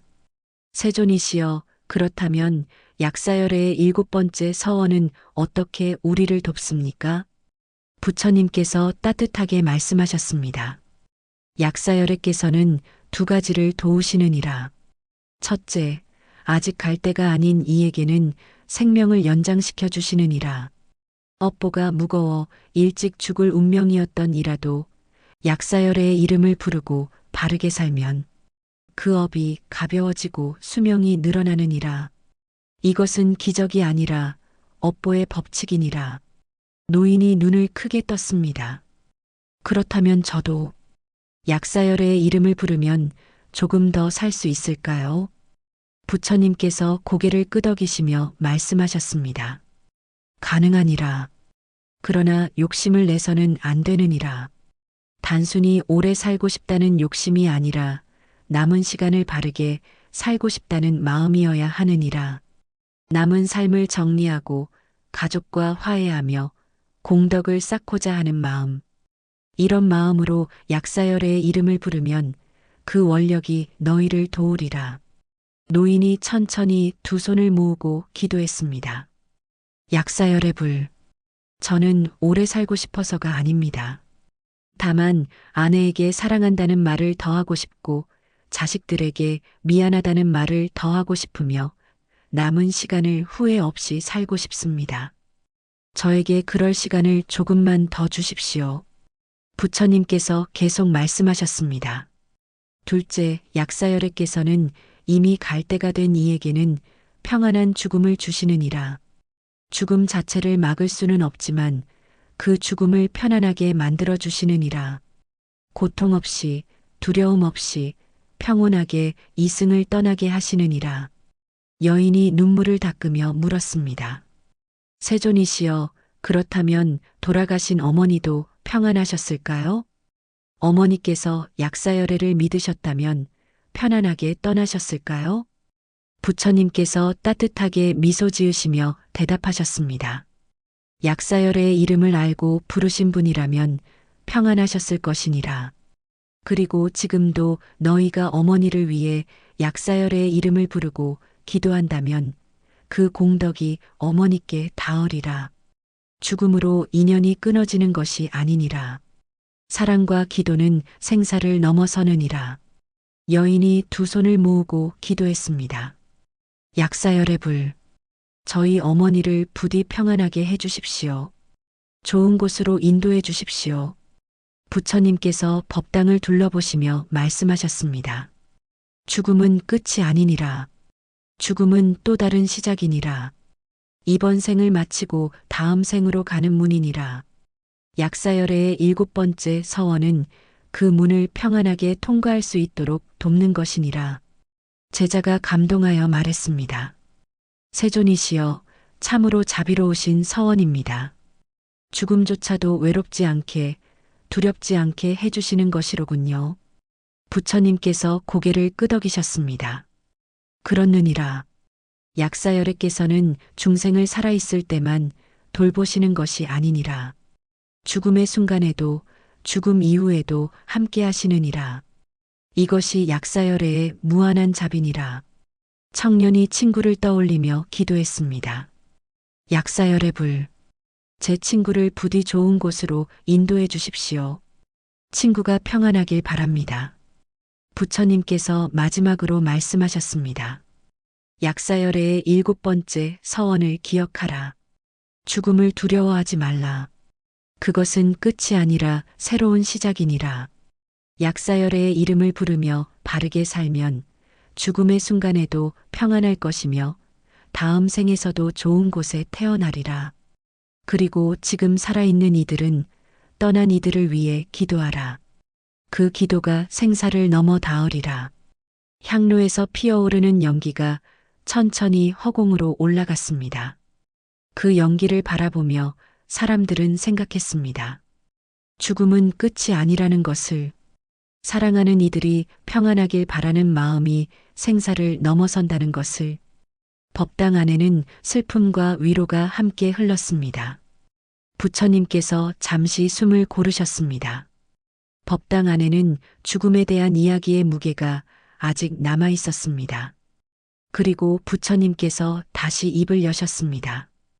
7번째 서원은 죽음에 관한 것이었느니라. 이제 8번째 서원을 전하리니 이것은 삶에서 지은 죄에 관한 것이니라. 제자가 긴장한 표정으로 부처님을 바라봅니다. 부처님께서 천천히 말씀하셨습니다. 모든 중생은 살아가면서 죄를 짓느니라. 크든 작든 의도했든 의도하지 않았든 죄를 짓지 않고 사는 이는 없느니라. 그러나 그 죄의 무게가 너무 무거워 일어서지 못하는 이들이 있느니라. 약사열애의 8번째 서원은 바로 이런 이들을 위한 것이니라. 법당 뒤쪽에 앉아있던 한 중년 남자가 고개를 떨구었습니다. 이분은 과거에 큰 잘못을 저지른 사람입니다. 사업을 하다가 동업자를 속였고 그로 인해 그 사람의 가정이 파탄났습니다. 당시에는 생존을 위한 어쩔 수 없는 선택이라고 합리화했지만 시간이 지날수록 죄책감이 커졌습니다. 나는 용서받을 수 없어. 너무 큰 죄를 지었어. 이런 생각이 그를 짓눌렀습니다. 부처님께서 말씀하셨습니다. 약사열애께서 이렇게 서원하셨느니라. 내 이름을 듣고 부르는 자가 과거에 지은 죄로 고통받거든 내가 그들에게 참회할 기회를 주리라. 진심으로 참회하고 다시는 그 길을 걷지 않겠다고 다짐하는 자에게는 그 죄업의 무게를 가볍게 해주리라. 완전히 없앨 수는 없지만 견딜 수 있게 만들어주리라. 이것이 나의 8번째 서원이니 이 서원이 이루어지지 않으면 나는 깨달음을 이루지 않으리라. 제자가 부처님께 여쭙습니다. 세존이시여, 죄는 사라지지 않는다고 하셨습니까? 부처님께서 고개를 끄덕이셨습니다. 그렇느니라. 업은 사라지지 않느니라. 콩을 심으면 콩이 나고 팥을 심으면 팥이 나는 것처럼 지은 업은 반드시 과보를 맺느니라. 이것이 인과의 법칙이니라. 법당에 앉아있던 한 노파가 한숨을 쉬었습니다. 그렇다면 우리는 영원히 죄의 짐을 져야 하는 건가요? 부처님께서 따뜻하게 미소 지으시며 말씀하셨습니다. 그렇지 않느니라. 업은 사라지지 않지만 참회는 그 업의 무게를 바꿀 수 있느니라. 예를 들어 설명하리라. 부처님께서 법당을 둘러보시며 말씀하셨습니다. 큰 바위를 물에 던지면 가라앉느니라. 그러나 그 바위를 배에 실으면 물 위에 뜰 수 있느니라. 바위의 무게는 변하지 않았지만 배가 그것을 떠받쳐 주느니라. 참회와 공덕이 바로 그 배와 같은 것이니라. 제자가 감탄하며 말했습니다. 참으로 훌륭한 비유이십니다. 그렇다면 진정한 참회란 무엇입니까? 부처님께서 천천히 설명하셨습니다. 진정한 참회에는 3가지가 필요하니라. 첫째, 자신의 잘못을 정직하게 인정하는 것이니라. 많은 이들이 변명하고 합리화하며 남의 탓으로 돌리느니라. 그러나 진정한 참회는 어떤 변명도 없이 자신의 잘못을 인정하는 것에서 시작되느니라. 중년 남자가 가슴에 손을 얹었습니다. 맞습니다. 저는 지금까지 변명만 했습니다. 어쩔 수 없었다고, 살기 위해서였다고. 하지만 그것은 변명일 뿐입니다. 남자는 천천히 2 손을 모으고 속으로 참회했습니다. 약사열의 불. 저는 큰 잘못을 저질렀습니다. 변명하지 않겠습니다. 제 죄를 인정합니다. 부처님께서 계속 말씀하셨습니다. 둘째, 피해를 입은 이에게 사과하고 보상하려는 노력이니라. 입으로만 참회하고 아무것도 하지 않으면 진정한 참회가 아니니라. 가능하다면 직접 찾아가 사과하고 피해를 보상하며 관계를 회복하려 노력하라. 만약 그것이 불가능하다면 다른 이들에게 선을 행하며 공덕을 쌓아라. 법당 한쪽에 앉아있던 한 여인이 눈물을 흘렸습니다. 이분은 젊었을 때 친구를 배신한 적이 있습니다. 친구의 비밀을 다른 사람들에게 말했고 그로 인해 친구가 큰 상처를 받았습니다. 그 후로 친구와는 연락이 끊어졌습니다. 지금이라도 사과해야 하는데 용기가 나지 않아. 여인은 오랫동안 망설여 왔습니다. 그런데 오늘 부처님의 말씀을 듣고 결심했습니다. 그래, 이제라도 사과해야겠어. 거절당할 수도 있지만 그래도 해야 해. 부처님께서 말씀을 이어가셨습니다. 셋째, 다시는 그 길을 걷지 않겠다는 확고한 다짐이니라. 참회는 과거를 뉘우치는 것만이 아니니라. 미래를 바꾸겠다는 약속이니라. 같은 잘못을 반복하면서 참회한다고 말하는 것은 거짓이니라. 진정한 참회는 삶의 방향을 완전히 바꾸는 것이니라. 중년 남자가 고개를 끄덕이며 다짐했습니다. 그렇습니다. 저는 다시는 그런 방식으로 살지 않겠습니다. 정직하게, 바르게 살겠습니다. 제자가 부처님께 여쭙습니다. 세존이시여, 참회했는데도 여전히 죄책감이 남아있다면 어떻게 해야 합니까? 부처님께서 차분하게 대답하셨습니다. 죄책감이 남는 것은 자연스러운 일이니라. 그것은 내가 아직 양심이 살아있다는 증거니라. 그러나 죄책감에 빠져 일어서지 못하면 안 되느니라. 참회했다면 이제는 앞으로 나아가야 하느니라. 과거의 잘못을 평생 짊어지고 가되 그것이 너를 무너뜨리게 해서는 안 되느니라. 오히려 그 무게를 디딤돌 삼아 더 나은 사람이 되어야 하느니라. 법당에 앉아있던 한 청년이 고개를 들었습니다. 이분은 학창 시절에 친구를 괴롭혔던 적이 있습니다.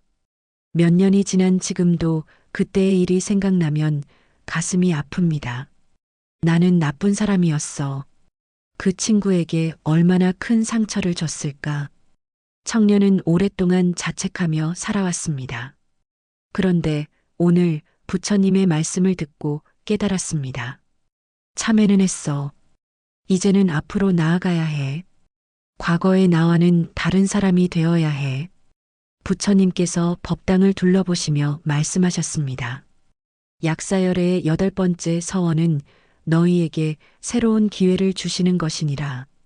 과거의 죄가 아무리 무겁더라도 진심으로 참회한다면 다시 시작할 수 있느니라. 약사열의 빛은 너희의 참회를 받아주시고 너희가 일어설 힘을 주시느니라. 여인이 두 손을 모으고 기도했습니다. 약사열의 불. 저는 친구에게 큰 상처를 주었습니다. 이제라도 사과하고 싶습니다. 용기를 주십시오. 청년도 조용히 기도했습니다. 약사열의 불. 저는 과거에 나쁜 사람이었습니다.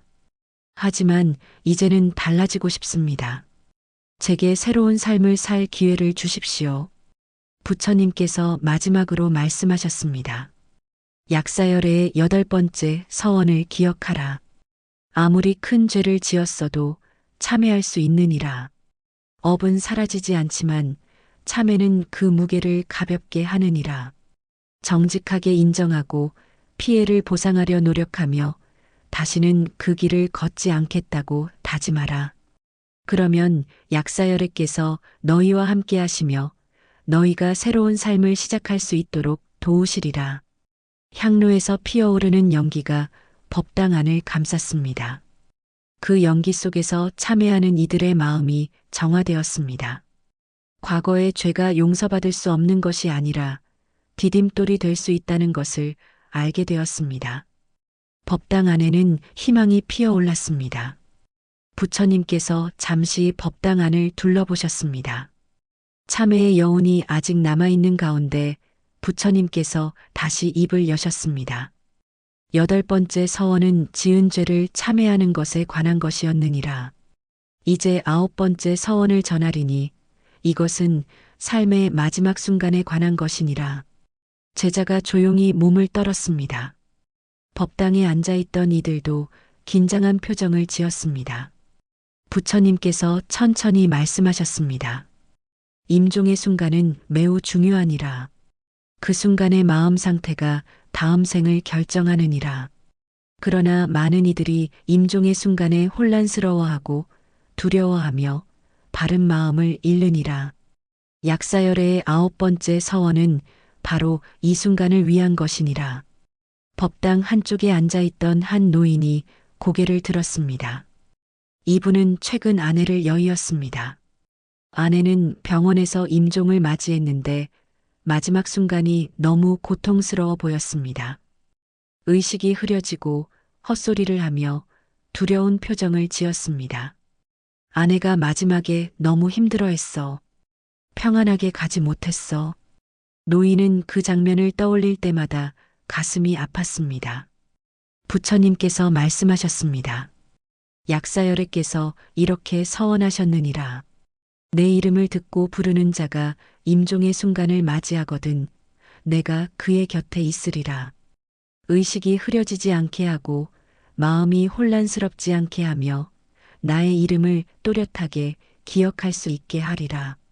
그리하여 평안한 마음으로 이승을 떠나고 좋은 곳으로 다시 태어날 수 있게 하리라. 이것이 나의 9번째 서원이니 이 서원이 이루어지지 않으면 나는 깨달음을 이루지 않으리라. 제자가 부처님께 여쭙습니다. 세존이시여, 임종의 순간이 왜 그렇게 중요합니까? 부처님께서 법당을 천천히 둘러보시며 설명하셨습니다. 사람이 죽을 때 그 마지막 순간의 마음이 다음 생의 씨앗이 되느니라. 마지막 순간에 탐욕스러운 마음이 일어나면 탐욕이 많은 곳에 태어나고 분노한 마음이 일어나면 고통스러운 곳에 태어나느니라. 그러나 평안한 마음, 자비로운 마음, 부처님을 기억하는 마음으로 떠나면 좋은 곳에 태어나느니라. 법당에 앉아있던 한 중년 여인이 눈물을 흘렸습니다. 이분은 어머니가 돌아가실 때 곁에 있지 못했습니다. 갑작스러운 일이었고 병원에 도착했을 때는 이미 의식이 없으셨습니다. 어머니는 마지막에 무슨 생각을 하셨을까? 평안하셨을까? 외로우셨을까? 여인은 그것을 알 수 없는 것이 너무 괴로웠습니다. 부처님께서 계속 말씀하셨습니다. 많은 이들이 임종의 순간에 세 가지 어려움을 겪느니라. 첫째, 몸의 고통이니라. 병으로 인한 고통, 숨쉬기 어려운 고통, 몸이 무너지는 고통. 이런 고통이 마음을 흔들고 바른 생각을 할 수 없게 만드느니라. 노인이 고개를 끄덕였습니다.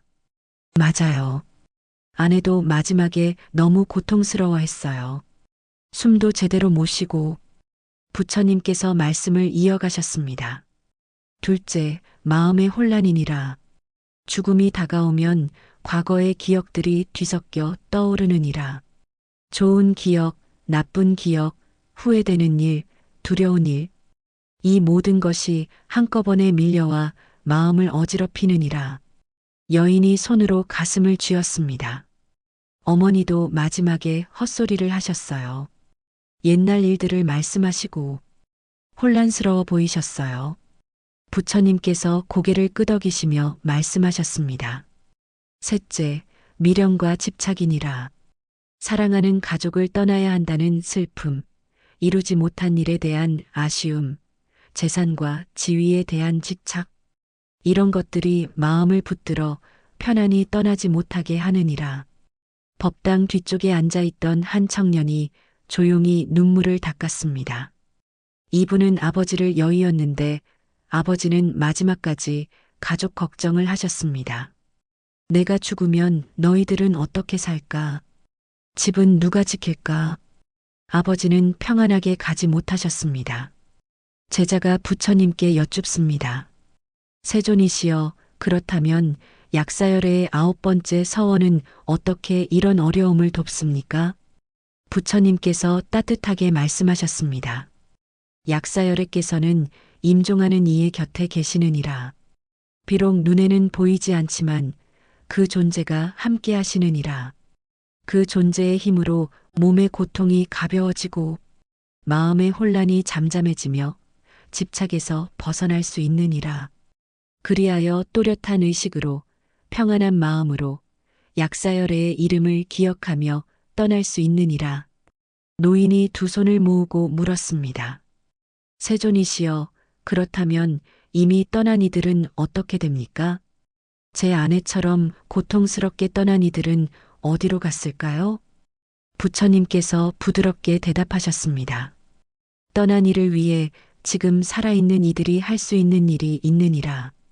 약사열애의 이름을 부르며 기도하고 공덕을 쌓아 그 공덕을 돌리는 것이니라. 그러면 그 공덕이 떠난 이에게 닿아 더 나은 곳으로 인도될 수 있느니라. 노인이 눈물을 흘리며 기도했습니다. 약사열의 불, 제 아내를 부디 좋은 곳으로 인도해 주십시오. 평안하게 해 주십시오. 여인도 조용히 기도했습니다. 약사열의 불, 저희 어머니를 부디 편안하게 해 주십시오. 좋은 곳에 태어나게 해 주십시오. 부처님께서 법당을 둘러보시며 말씀하셨습니다. 그리고 아직 살아있는 너희는 미리 준비해야 하느니라. 임종의 순간은 갑자기 오느니라. 그때 가서 준비하려 해도 늦느니라. 지금부터 약사열애의 이름을 부르며 익숙해지고 바르게 살며 공덕을 쌓으며 집착을 내려놓는 연습을 해야 하느니라. 법당에 앉아있던 한 중년 남자가 고개를 끄덕였습니다. 이분은 건강하고 아직 젊지만 언젠가는 죽음을 맞이할 것입니다. 지금부터 준비해야겠어. 약사열애의 이름을 매일 부르며 익숙해져야겠어. 남자는 조용히 다짐했습니다. 부처님께서 말씀을 이어가셨습니다. 임종의 순간을 맞이한 이의 곁에 있는 가족들도 중요하니라.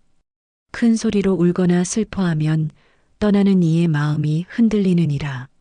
대신 조용히 약사열애의 이름을 함께 불러주고 평안히 떠나도록 격려해 주어야 하느니라.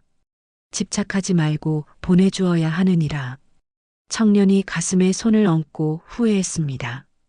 아버지가 돌아가실 때 우리는 너무 울었어. 아버지를 붙잡았어. 그래서 아버지가 더 힘들어 하셨을 거야. 부처님께서 청년을 바라보시며 말씀하셨습니다. 후회하지 말라. 너희의 사랑을 아버지께서 아셨을 것이니라. 다만 이제는 알았으니 다음에는 더 잘할 수 있으리라. 그리고 지금이라도 아버지를 위해 기도하고 공덕을 쌓으면 그것이 아버지에게 닿으리라. 청년이 눈물을 닦으며 기도했습니다. 약사열의 불, 저희 아버지를 부디 평안하게 해주십시오. 부처님께서 마지막으로 말씀하셨습니다. 약사열의 9번째 서원을 기억하라. 임종의 순간은 두려운 것이 아니니라.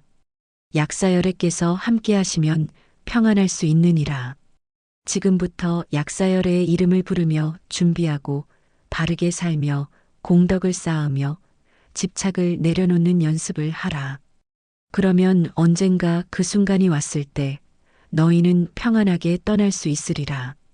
향로에서 피어오르는 연기가 천천히 허공으로 올라갔습니다. 그 연기를 바라보며 사람들은 생각했습니다. 죽음은 끝이 아니라 새로운 시작이며 약사열애께서 그 순간을 함께 하신다는 것을. 법당 안에는 평안함이 흘렀습니다. 부처님께서 잠시 침묵하셨습니다. 법당 안에는 임종에 대한 이야기의 무게가 아직 남아 있었습니다. 그리고 부처님께서 천천히 입을 여셨습니다. 9번째 서원은 임종의 순간에 관한 것이었느니라. 그렇다면 임종 이후에는 어디로 가는가? 이것이 10번째 서원의 주제이니라. 제자가 조심스럽게 여쭙습니다. 세존이시여, 죽음 이후에 가는 곳에 대해 말씀해 주십시오. 부처님께서 법당을 천천히 둘러보시며 말씀하셨습니다. 중생이 죽은 후 가는 곳은 6가지니라. 천상, 인간, 아수라, 축생, 악귀, 지옥. 이것을 육도라 하느니라. 이 중에서 천상, 인간, 아수라는 선한 곳이요. 축생, 악귀, 지옥은 악한 곳이니라. 악한 곳을 악도라 하느니라. 법당에 앉아있던 한 노파가 몸을 떨었습니다. 이분은 평생 가난하게 살았고 남에게 베풀지도 못했으며 때로는 나쁜 생각도 했습니다. 나는 선한 일을 많이 하지 못했어. 혹시 악도에 떨어지는 건 아닐까? 노파는 두려웠습니다. 부처님께서 말씀하셨습니다. 약사열애의 10번째 서원은 바로 이런 두려움을 가진 이들을 위한 것이니라.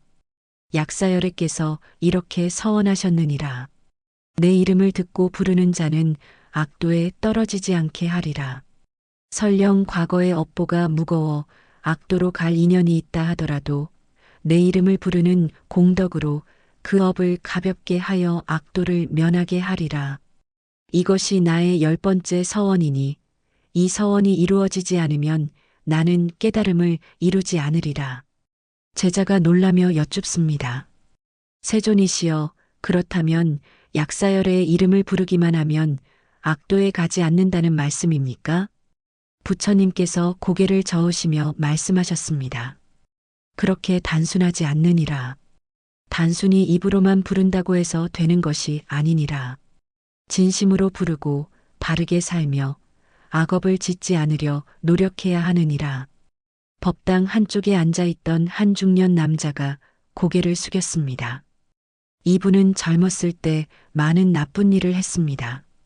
술을 많이 마셨고 도박을 했으며 가족에게 폭력을 휘둘렀습니다. 나는 너무 많은 악업을 지었어. 이제 와서 약사열애를 부른다고 용서받을 수 있을까? 남자는 두려웠습니다. 부처님께서 법당을 둘러보시며 말씀하셨습니다. 악도에는 세 가지가 있느니라. 가장 고통스러운 곳은 지옥이니라. 지옥은 무거운 악업을 지은 이가 가는 곳이니라. 살생, 도둑질, 음행, 거짓말, 이런 것들을 심하게 한 이가 가느니라. 그곳에서는 말로 표현할 수 없는 고통을 받느니라. 법당에 있던 한 청년이 눈을 크게 떴습니다. 이분은 군대에 있을 때 잘못해서 동료에게 큰 상처를 입힌 적이 있습니다. 의도하지 않았지만 결과적으로 그 사람은 큰 부상을 입었습니다. 나는 지옥에 가는 걸까? 청년은 두려워 떨었습니다. 부처님께서 계속 말씀하셨습니다. 두 번째는 아기돈이라. 아기는 끝없는 갈증과 굶주림에 시달리는 존재니라. 탐욕이 심했던 이, 인색했던 이, 남의 것을 빼앗았던 이가 가느니라. 그곳에서는 먹어도 먹어도 배가 고프고 마셔도 마셔도 목이 마르느니라. 법당 뒤쪽에 앉아있던 한 상인이 가슴을 쥐었습니다. 이분은 평생 돈을 모으는 데만 집중했습니다. 가족에게도 인색했고 가난한 이웃을 보고도 외면했습니다. 나는 아기도에 가는 건가? 상인은 후회가 밀려왔습니다. 부처님께서 말씀을 이어가셨습니다. 세 번째는 축생돈이라. 축생은 동물의 몸으로 태어나는 것이니라. 어리석음이 많았던 이, 본능대로만 살았던 이, 배우려 하지 않았던 이가 가느니라.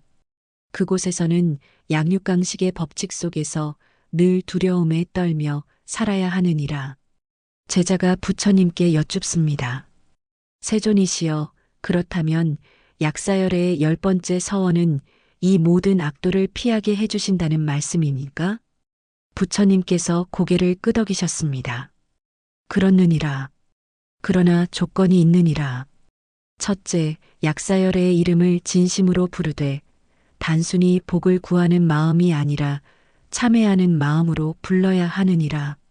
중년 남자가 두 손을 모으고 속으로 중얼거렸습니다. 약사열의 불. 저는 많은 악업을 지었습니다. 진심으로 참회합니다. 악도에서 벗어나게 도와주십시오. 부처님께서 계속 말씀하셨습니다. 둘째, 과거의 악업을 참회하고 앞으로는 악업을 짓지 않겠다고 다짐해야 하느니라. 입으로만 참회하고 계속 악업을 지으면 소용없느니라. 진정한 참회는 삶을 바꾸는 것이니라. 상인이 가슴에 손을 얹고 다짐했습니다. 그래, 이제부터는 달라져야 해. 돈만 쫓지 말고 남에게도 베풀며 살아야 해. 부처님께서 법당을 둘러보시며 말씀하셨습니다. 셋째, 선한 일을 행하여 공덕을 쌓아야 하느니라. 과거의 악업은 이미 지은 것이니라. 그것을 완전히 없앤 수는 없지만 선한 일을 많이 하면 그 무게를 가볍게 할 수 있느니라. 마치 어둠 속에 빛을 더하면 어둠이 줄어드는 것처럼. 청년이 눈물을 닦으며 생각했습니다. 그래, 과거는 바꿀 수 없어. 하지만 앞으로 선한 일을 많이 하면 되잖아. 그렇게 살아야겠어. 제자가 부처님께 여쭙습니다. 세존이시여, 이미 악도에 떨어진 이는 어떻게 됩니까? 그들은 영원히 그곳에 있어야 합니까? 부처님께서 따뜻하게 말씀하셨습니다. 악도도 영원하지 않느니라. 그곳에서 업보를 다 받고 나면 다시 나올 수 있느니라. 그리고 살아있는 이들이 그들을 위해 기도하고 공덕을 쌓으면 그 공덕이 그들에게 다하 고통을 줄여줄 수 있느니라. 노파가 눈물을 흘리며 물었습니다. 세존이시여, 저희 아들이 일찍 세상을 떠났는데 착하게 살지 못했습니다. 혹시 악도에 있을까 걱정됩니다. 제가 무엇을 할 수 있습니까? 부처님께서 노파를 바라보시며 말씀하셨습니다. 매일 약사열의 이름을 부르며 아들을 위해 기도하라. 그리고 아들의 이름으로 선한 일을 행하라. 가난한 이를 돕고 병든 이를 위로하며 남을 위해 기도하라. 그 공덕을 아들에게 돌리면 아들의 고통이 줄어들고 더 나은 곳으로 갈 수 있느니라. 노파가 두 손을 모으고 기도했습니다. 약사열의 불, 저희 아들을 부디 도와주십시오. 제가 매일 기도하고 선한 일을 하겠습니다. 아들이 악도에서 벗어나게 해주십시오. 부처님께서 법당 전체를 둘러보시며 마지막으로 말씀하셨습니다. 약사열의 10번째 서원을 기억하라. 악도는 두려운 곳이지만 영원한 곳은 아니니라. 약사열의 이름을 진심으로 부르고 악업을 참회하며 선한 일을 행하면 악도를 피할 수 있느니라. 그리고 이미 떠난 이들을 위해서는 살아있는 이들이 기도하고 공덕을 쌓아 돌려주어야 하느니라. 약사열의 자비는 삶과 죽음, 이승과 저승을 넘어서느니라. 향로에서 피어오르는 연기가 천천히 허공으로 흩어졌습니다. 그 연기를 바라보며 사람들은 다짐했습니다. 악도에 떨어지지 않도록 바르게 살겠다고, 이미 떠난 이들을 위해 기도하고 공덕을 쌓겠다고. 법당 안에는 결연한 의지가 흘렀습니다. 부처님께서 잠시 숨을 고르셨습니다. 법당 안에는 악도에 대한 두려움과 다짐이 아직 남아 있었습니다. 그리고 부처님께서 다시 입을 여셨습니다. 지금까지 10가지 서원을 전했느니라. 이제 11번째 서원을 전하리니 이것은 특별한 이들을 위한 서원이니라. 제자가 고개를 들어 부처님을 바라봅니다. 세존이시여, 특별한 이들이라 하셨습니까? 부처님께서 천천히 말씀하셨습니다. 세상에는 자신의 처지를 한탄하며 사는 이들이 있느니라. 여인의 몸으로 태어난 것을 슬퍼하느니, 가난한 집안에 태어난 것을 원망하느니, 병든 몸으로 태어난 것을 저주하느니, 이런 이들을 위한 서원이니라. 법당 한쪽에 앉아있던 한 여인이 고개를 들었습니다. 이분은 평생 여자로 태어난 것을 한탄하며 살아왔습니다. 어릴 때부터 오빠들은 공부를 시켜주었지만 자신은 집안일만 했습니다. 결혼해서는 시댁의 눈치를 보며 살았고 아들을 낳지 못한다고 구박을 받았습니다. 내가 남자로 태어났더라면 이렇게까지 힘들지는 않았을 텐데. 여인은 늘 이런 생각을 했습니다. 부처님께서 말씀하셨습니다. 약사열의 11번째 서원은 바로 이런 이들을 위한 것이니라. 약사열애께서 이렇게 서원하셨느니라. 내 이름을 듣고 부르는 자가 여인의 몸으로 태어난 것을 괴로워하거든 다음 생에는 원하는 몸으로 태어나게 하리라. 그러나 더 중요한 것은 이번 생에서도 그 괴로움에서 벗어나게 하리라. 성별이나 조건에 상관없이 수행할 수 있고 깨달음을 얻을 수 있음을 알게 하리라. 이것이 나의 11번째 서원이니 이 서원이 이루어지지 않으면 나는 깨달음을 이루지 않으리라. 제자가 조심스럽게 여쭙습니다. 세존이시여, 여인의 몸이 남자의 몸보다 열등하다는 말씀입니까? 부처님께서 고개를 저으시며 말씀하셨습니다. 그렇지 않느니라. 부처님의 눈으로 보면 남녀의 차이는 없느니라. 모두 똑같이 불성을 가지고 있고 모두 똑같이 깨달음을 얻을 수 있느니라. 그러나 세상 사람들은 그렇게 생각하지 않느니라. 세상은 여인을 차별하고 낮게 보며 기회를 주지 않느니라. 그래서 많은 여인들이 고통받느니라. 법당에 앉아있던 여인이 눈물을 흘렸습니다. 맞아요. 세상은 우리를 차별해요. 부처님 앞에서는 평등하다는데 왜 세상은 그렇지 않을까요? 부처님께서 법당을 천천히 둘러보시며 말씀하셨습니다. 약사열의 11번째 서원은 2가지 의미가 있느니라.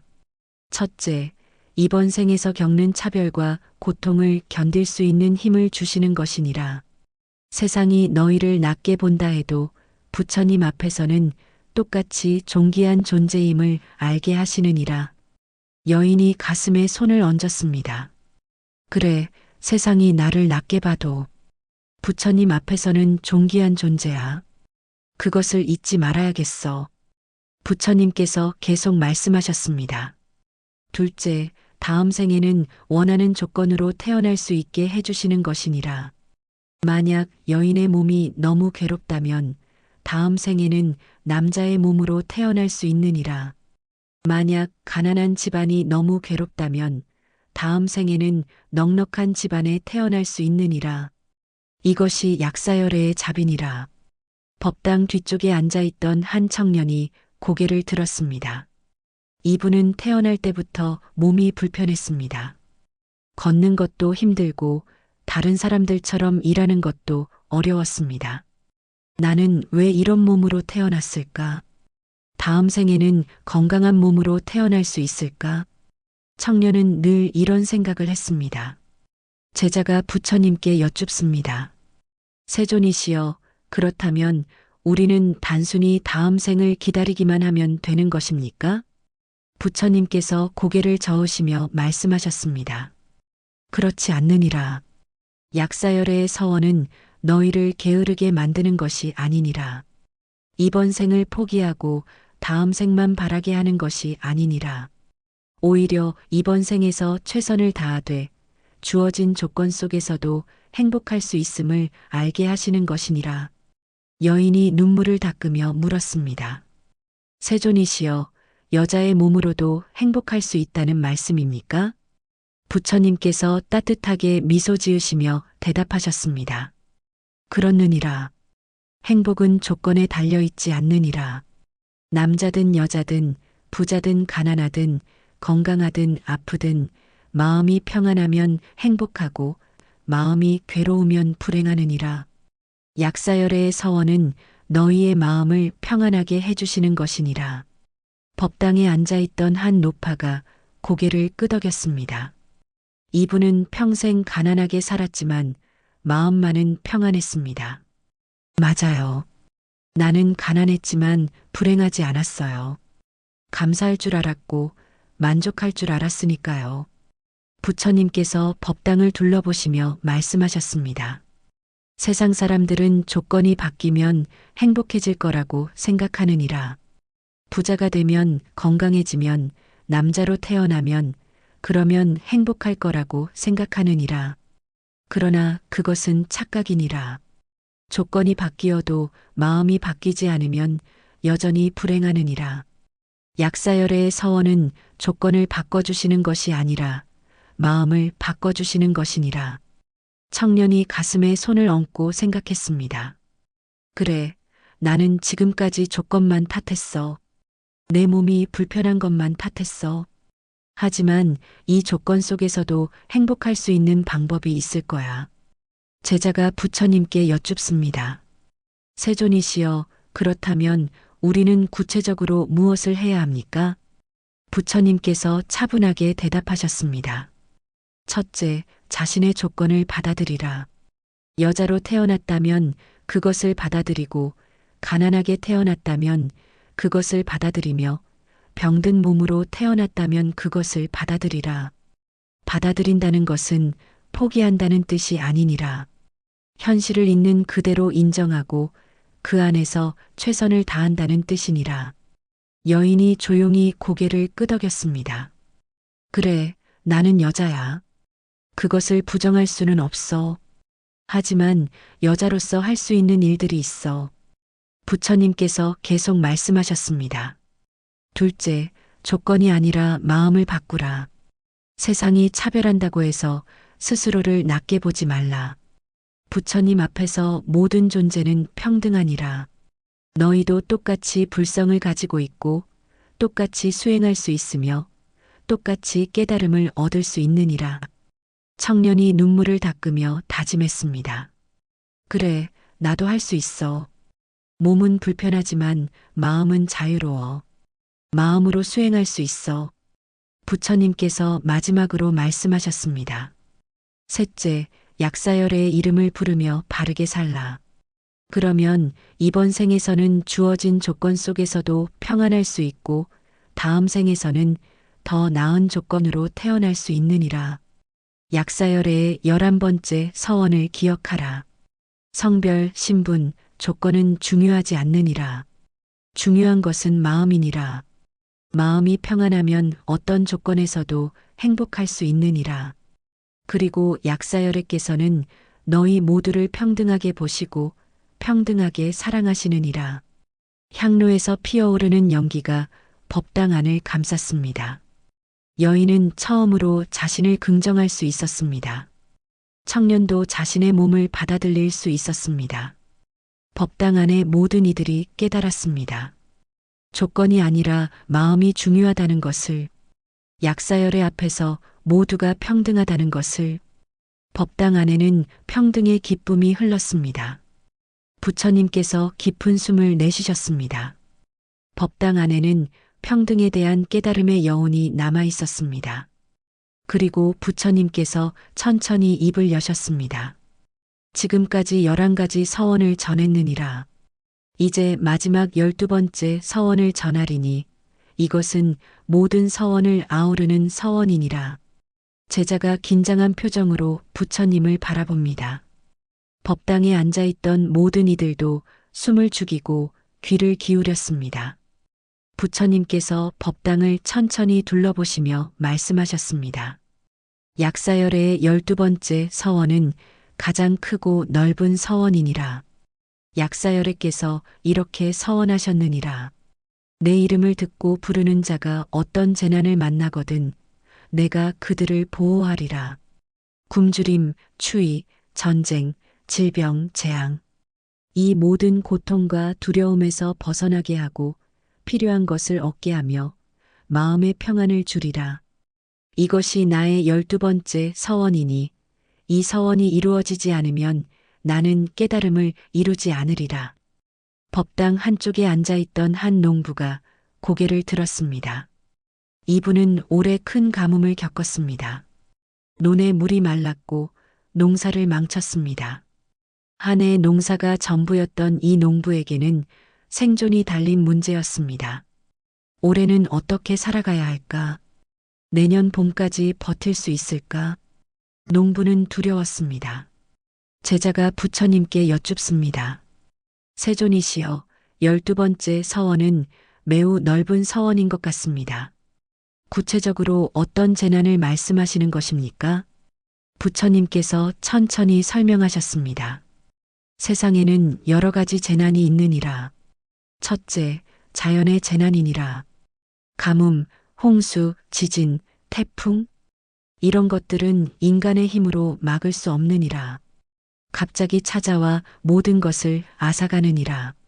법당 뒤쪽에 앉아있던 한 어부가 고개를 숙였습니다. 이분은 얼마 전 큰 태풍으로 배를 잃었습니다.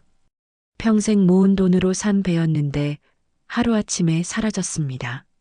하늘이 원망스러워. 왜 하필 내 배만? 어부는 억울했습니다. 부처님께서 계속 말씀하셨습니다. 둘째, 사람이 만든 재난이니라. 전쟁, 폭력, 억압. 사람이 사람에게 가하는 고통이니라. 이것은 자연재해보다 더 깊은 상처를 남기느니라. 법당에 앉아있던 한 중년 여인이 눈물을 흘렸습니다. 이분은 전쟁으로 고향을 떠나야 했던 사람입니다. 어릴 때 겪은 전쟁의 기억이 아직도 생생합니다. 죽어가는 사람들, 불타는 집들, 울부짖는 소리. 그때의 두려움을 아직도 잊을 수가 없어. 여인은 가슴을 쥐었습니다. 부처님께서 말씀을 이어가셨습니다. 셋째, 마음속의 재난이니라. 두려움, 불안, 절망. 눈에 보이지 않지만 사람을 무너뜨리는 힘이니라. 때로는 밖에서 오는 재난보다 더 무서운 것이니라. 법당 구석에 앉아있던 한 청년이 고개를 끄덕였습니다. 이분은 최근 사업에 실패했습니다. 빚만 남았고 미래가 보이지 않았습니다. 다시 일어설 수 있을까? 이 절망에서 벗어날 수 있을까? 청년은 매일 두려움과 싸웠습니다. 제자가 부처님께 여쭙습니다. 세존이시여, 약사열애의 12번째 서원은 이 모든 재난으로부터 우리를 지켜주신다는 말씀입니까? 부처님께서 고개를 끄덕이시며 말씀하셨습니다. 그렇느니라. 그러나 오해하지 말라. 약사열애께서 재난 자체를 없애주시는 것은 아니니라. 재난은 이 세상의 일부이니라. 인과의 법칙에 따라 일어나는 것이니라. 약사열애께서 하시는 일은 재난 속에서도 너희가 무너지지 않게 하시는 것이니라. 농부가 눈을 크게 떴습니다. 재난을 없애주시는 게 아니라 재난 속에서 견딜 힘을 주신다는 말씀인가. 부처님께서 법당을 둘러보시며 설명하셨습니다. 재난을 만났을 때 사람들은 세 가지 반응을 보이느니라. 첫째, 절망하고 포기하는 이들이니라. 재난 앞에서 무릎 꿇고 다시는 일어서지 못하느니라. 둘째, 분노하고 원망하는 이들이니라. 하늘을 원망하고 세상을 탓하며 다른 사람을 미워하느니라. 셋째, 받아들이고 다시 시작하는 이들이니라. 재난을 인정하되 그 안에서 다시 일어설 길을 찾느니라. 어부가 고개를 들었습니다. 저는 지금까지 분노하고 원망만 했어요. 하지만 그것으로는 아무것도 해결되지 않아요. 다시 시작해야 하는데 부처님께서 따뜻하게 말씀하셨습니다. 약사열애의 12번째 서원은 너희가 세 번째 길을 갈 수 있도록 돕는 것이니라. 재난을 받아들이되 무너지지 않고 다시 일어설 힘을 주시는 것이니라. 그리고 재난 속에서도 필요한 것을 얻을 수 있게 해주시느니라. 제자가 물었습니다. 세존이시여, 필요한 것을 얻는다는 것은 무엇을 의미합니까? 부처님께서 설명하셨습니다. 재난을 만난 이에게는 여러 가지가 필요하니라. 먹을 것, 입을 것, 쉴 곳. 그러나 그것보다 더 중요한 것이 있느니라. 희망, 용기, 도움의 손길. 약사열애께서는 이 모든 것이 너희에게 닿을 수 있도록 인연을 맺어주시느니라. 농부가 두 손을 모으고 기도했습니다. 약사열애 불. 올해 농사는 망했지만 포기하지 않겠습니다. 내년을 준비하겠습니다. 필요한 것들을 얻을 수 있게 도와주십시오. 부처님께서 법당을 둘러보시며 말씀하셨습니다. 약사열애의 12가지 서원을 모두 전했느니라. 첫 번째부터 11번째까지의 서원들은 각각의 고통을 다루었느니라. 그러나 12번째 서원은 이 모든 것을 아우르느니라. 병든 이든 가난한 이든 죄 지은 이든 두려워하는 이든 모든 이들이 약사열애의 보호 안에 있느니라. 여인이 눈물을 닦으며 말했습니다. 부처님 감사합니다. 저는 전쟁의 상처를 아직 안고 살지만 이제는 견딜 힘이 생긴 것 같아요. 청년도 고개를 들었습니다. 저도 다시 시작할 용기가 생겼어요. 비록 실패했지만 포기하지 않겠어요. 부처님께서 모든 이들을 바라보시며 마지막으로 말씀하셨습니다.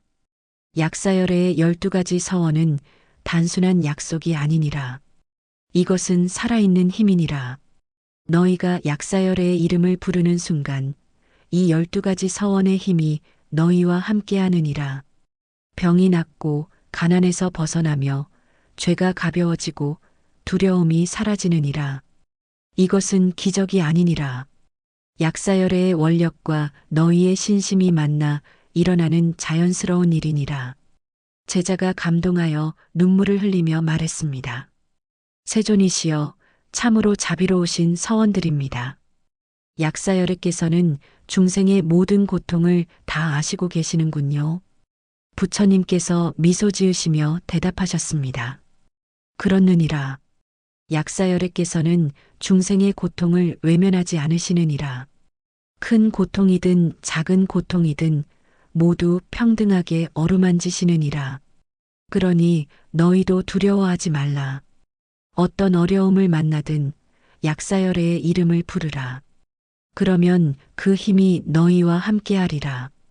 법당 안에 모든 이들이 합장했습니다. 그리고 함께 연부를 시작했습니다.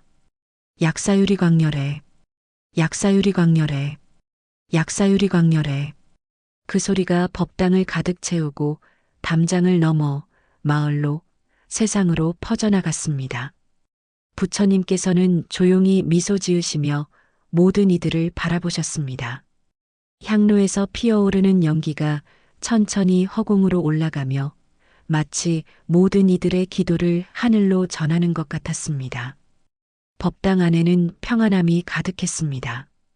병든 이는 희망을 얻었고 가난한 이는 위로를 받았으며 죄 지은 이는 용서받을 길을 찾았고 두려워하던 이는 용기를 얻었습니다.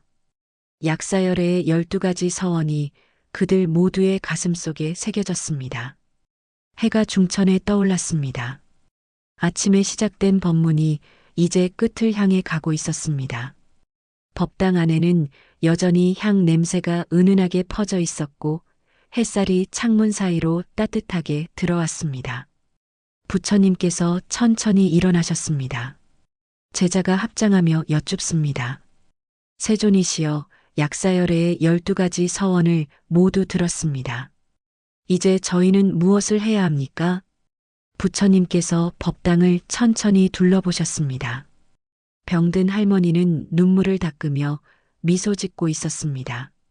가난한 가장은 고개를 들고 앞을 바라보고 있었습니다.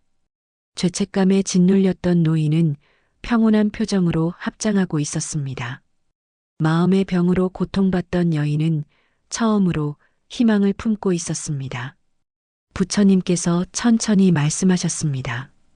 기도는 끝났지만 진짜 정근은 지금부터 시작이니라. 약사열의 이름을 듣는 것만으로는 부족하니라. 그 이름을 부르고 그 가르침대로 살아야 하느니라. 법당에 앉아있던 한 청년이 일어나 절을 올렸습니다.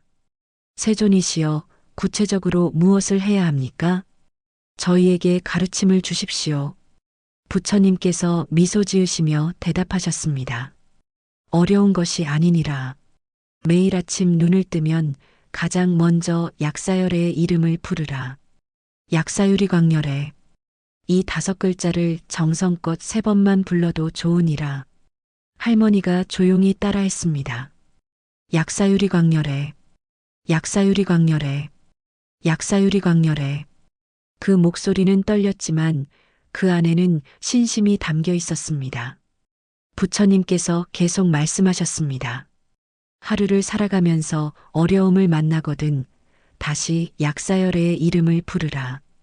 병이 아플 때, 마음이 괴로울 때, 두려움이 밀려올 때, 그때마다 약사열의 이름을 기억하라.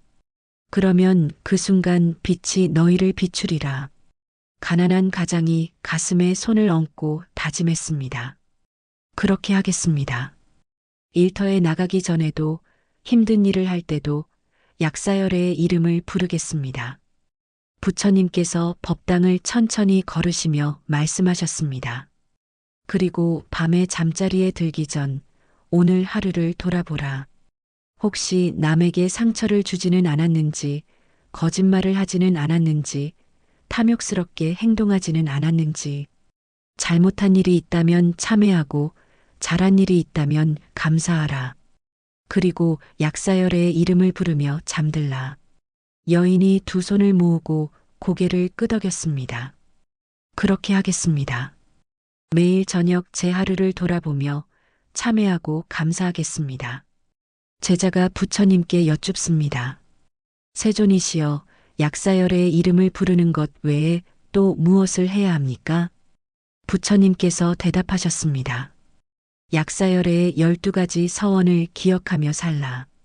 병든 이를 보거든 외면하지 말고 가난한 이를 만나거든 나누며 죄 지은 이를 보거든 정죄하지 말라. 약사열애께서 모든 이를 차별 없이 대하시듯 너희도 그렇게 살라. 노인이 눈물을 흘리며 말했습니다. 평생 분노하며 살았는데 이제는 자비롭게 살고 싶습니다. 약사열애의 가르침대로 살겠습니다. 부처님께서 법당 앞으로 돌아오시며 마지막으로 말씀하셨습니다. 약사열애의 이름은 단순한 소리가 아니니라. 그 이름 속에는 12가지 서원의 힘이 담겨 있느니라. 그 이름을 부르는 것은 단순히 복을 구하는 것이 아니니라. 새로운 삶을 시작한다는 선언이니라. 탐욕에서 만족으로, 분노에서 자비로, 어리석음에서 지혜로, 어둠에서 빛으로 나아가겠다는 서원이니라. 법당에 있던 모든 이들이 일어나 절을 올렸습니다. 그리고 함께 연부를 시작했습니다. 약사유리 광렬해, 약사유리 광렬해, 약사유리 광렬해. 그 소리가 법당을 울렸습니다. 부처님께서는 조용히 미소 지으시며 법당을 나가셨습니다. 제자도 부처님을 따라 나갔습니다. 그러나 법당에 있던 사람들은 계속 연부를 이어갔습니다. 할머니는 병든 몸이지만 희망을 품고 연불했습니다. 가장은 가난하지만 감사하는 마음으로 연불했습니다. 노인은 과거의 죄를 참회하며 연불했습니다. 여인은 마음의 평안을 구하며 연불했습니다. 청년은 새로운 시작을 다짐하며 연불했습니다. 모두가 각자의 이유로, 각자의 간절함으로 약사열의 이름을 불렀습니다. 해가 서쪽으로 기울기 시작했습니다. 법당 밖에서는 새들이 지저귀고 바람이 나무를 흔들었습니다. 세상은 여전히 돌아가고 있었습니다. 병은 여전히 있고 가난도 여전히 있으며 고통도 여전히 있었습니다. 그러나 법당 안 사람들의 마음은 달라졌습니다. 절망이 희망으로, 두려움이 용기로, 원망이 감사로 바뀌었습니다. 약사열의 12가지 서원이 그들의 가슴 속에 새겨졌기 때문입니다. 한 사람 한 사람이 천천히 법당을 나섰습니다. 할머니는 지팡이를 짚고 일어나며 속으로 다짐했습니다. 오늘부터 매일 약사열의 이름을 부르겠어. 병이 나을 때까지, 아니 이 생을 마칠 때까지. 가장은 집으로 돌아가는 길에 생각했습니다. 비록 가난하지만 이제는 원망하지 않을 거야. 성실히 일하고 감사하며 조금씩이라도 나누며 살 거야. 노인은 자식들에게 전화를 걸기로 결심했습니다. 미안하다고 말해야지. 사랑한다고 말해야지. 남은 시간을 후회 없이 살아야지. 여인은 처음으로 밝은 표정을 지었습니다. 마음의 병도 낫는구나. 시간이 걸리겠지만 약사열애께서 함께 하신다면 할 수 있어. 청년은 하늘을 올려다보며 미소 지었습니다. 다시 시작할 수 있어. 실패했지만 포기하지 않을 거야. 약사열의 이름을 부르며 한 걸음씩 나아갈 거야. 해가 완전히 서쪽산 너머로 넘어갔습니다. 법당은 다시 고요해졌습니다. 향로에서는 여전히 연기가 피어올랐고 부처님 상은 미소를 머금고 계셨습니다. 그리고 어디선가 들려오는 연불소리. 약사유리 광렬해. 약사유리 광렬해. 그 소리는 밤하늘의 별처럼 빛나며 어둠 속을 걷는 이들에게 등불이 되었습니다. 약사열의 12가지 서원. 그것은 단순한 이야기가 아니었습니다. 그것은 살아 숨쉬는 가르침이었고 고통받는 이들을 위한 약이었으며 어둠 속을 비추는 빛이었습니다. 불자님들, 오늘 이 이야기를 들으신 여러분도 이제 약사열의 이름을 아셨습니다. 하루에 한 번만이라도 약사유리 광렬에 이 5글자를 정성껏 불러보십시오. 그러면 그 빛이 여러분과 함께할 것입니다. 병든 몸이 있거든 희망을 얻을 것이요. 가난한 처지에 있거든 위로를 받을 것이며 마음이 아프거든 평안을 얻을 것입니다. 약사열의 서원은 2500년 전의 이야기가 아닙니다. 지금 이 순간 여러분을 위한 이야기입니다. 오늘 이 영상을 보신 인연으로 여러분 모두 약사열의 자비 안에 계시기를 기도합니다. 댓글에 약사열의 불 4글자를 남겨주십시오. 그것만으로도 여러분과 약사열의 인연이 시작됩니다. 구독과 좋아요는 더 많은 이들에게 이 가르침을 전하는 길입니다. 여러분의 작은 정성이 누군가에게는 큰 희망이 될 수 있습니다. 약사유리 광렬해. 약사유리 광렬해. 약사유리 광렬해. 모든 불자님들께 약사열의 빛이 함께 하시기를 기원합니다. 건강하십시오. 평안하십시오. 행복하십시오. 나무약 사유리 광렬에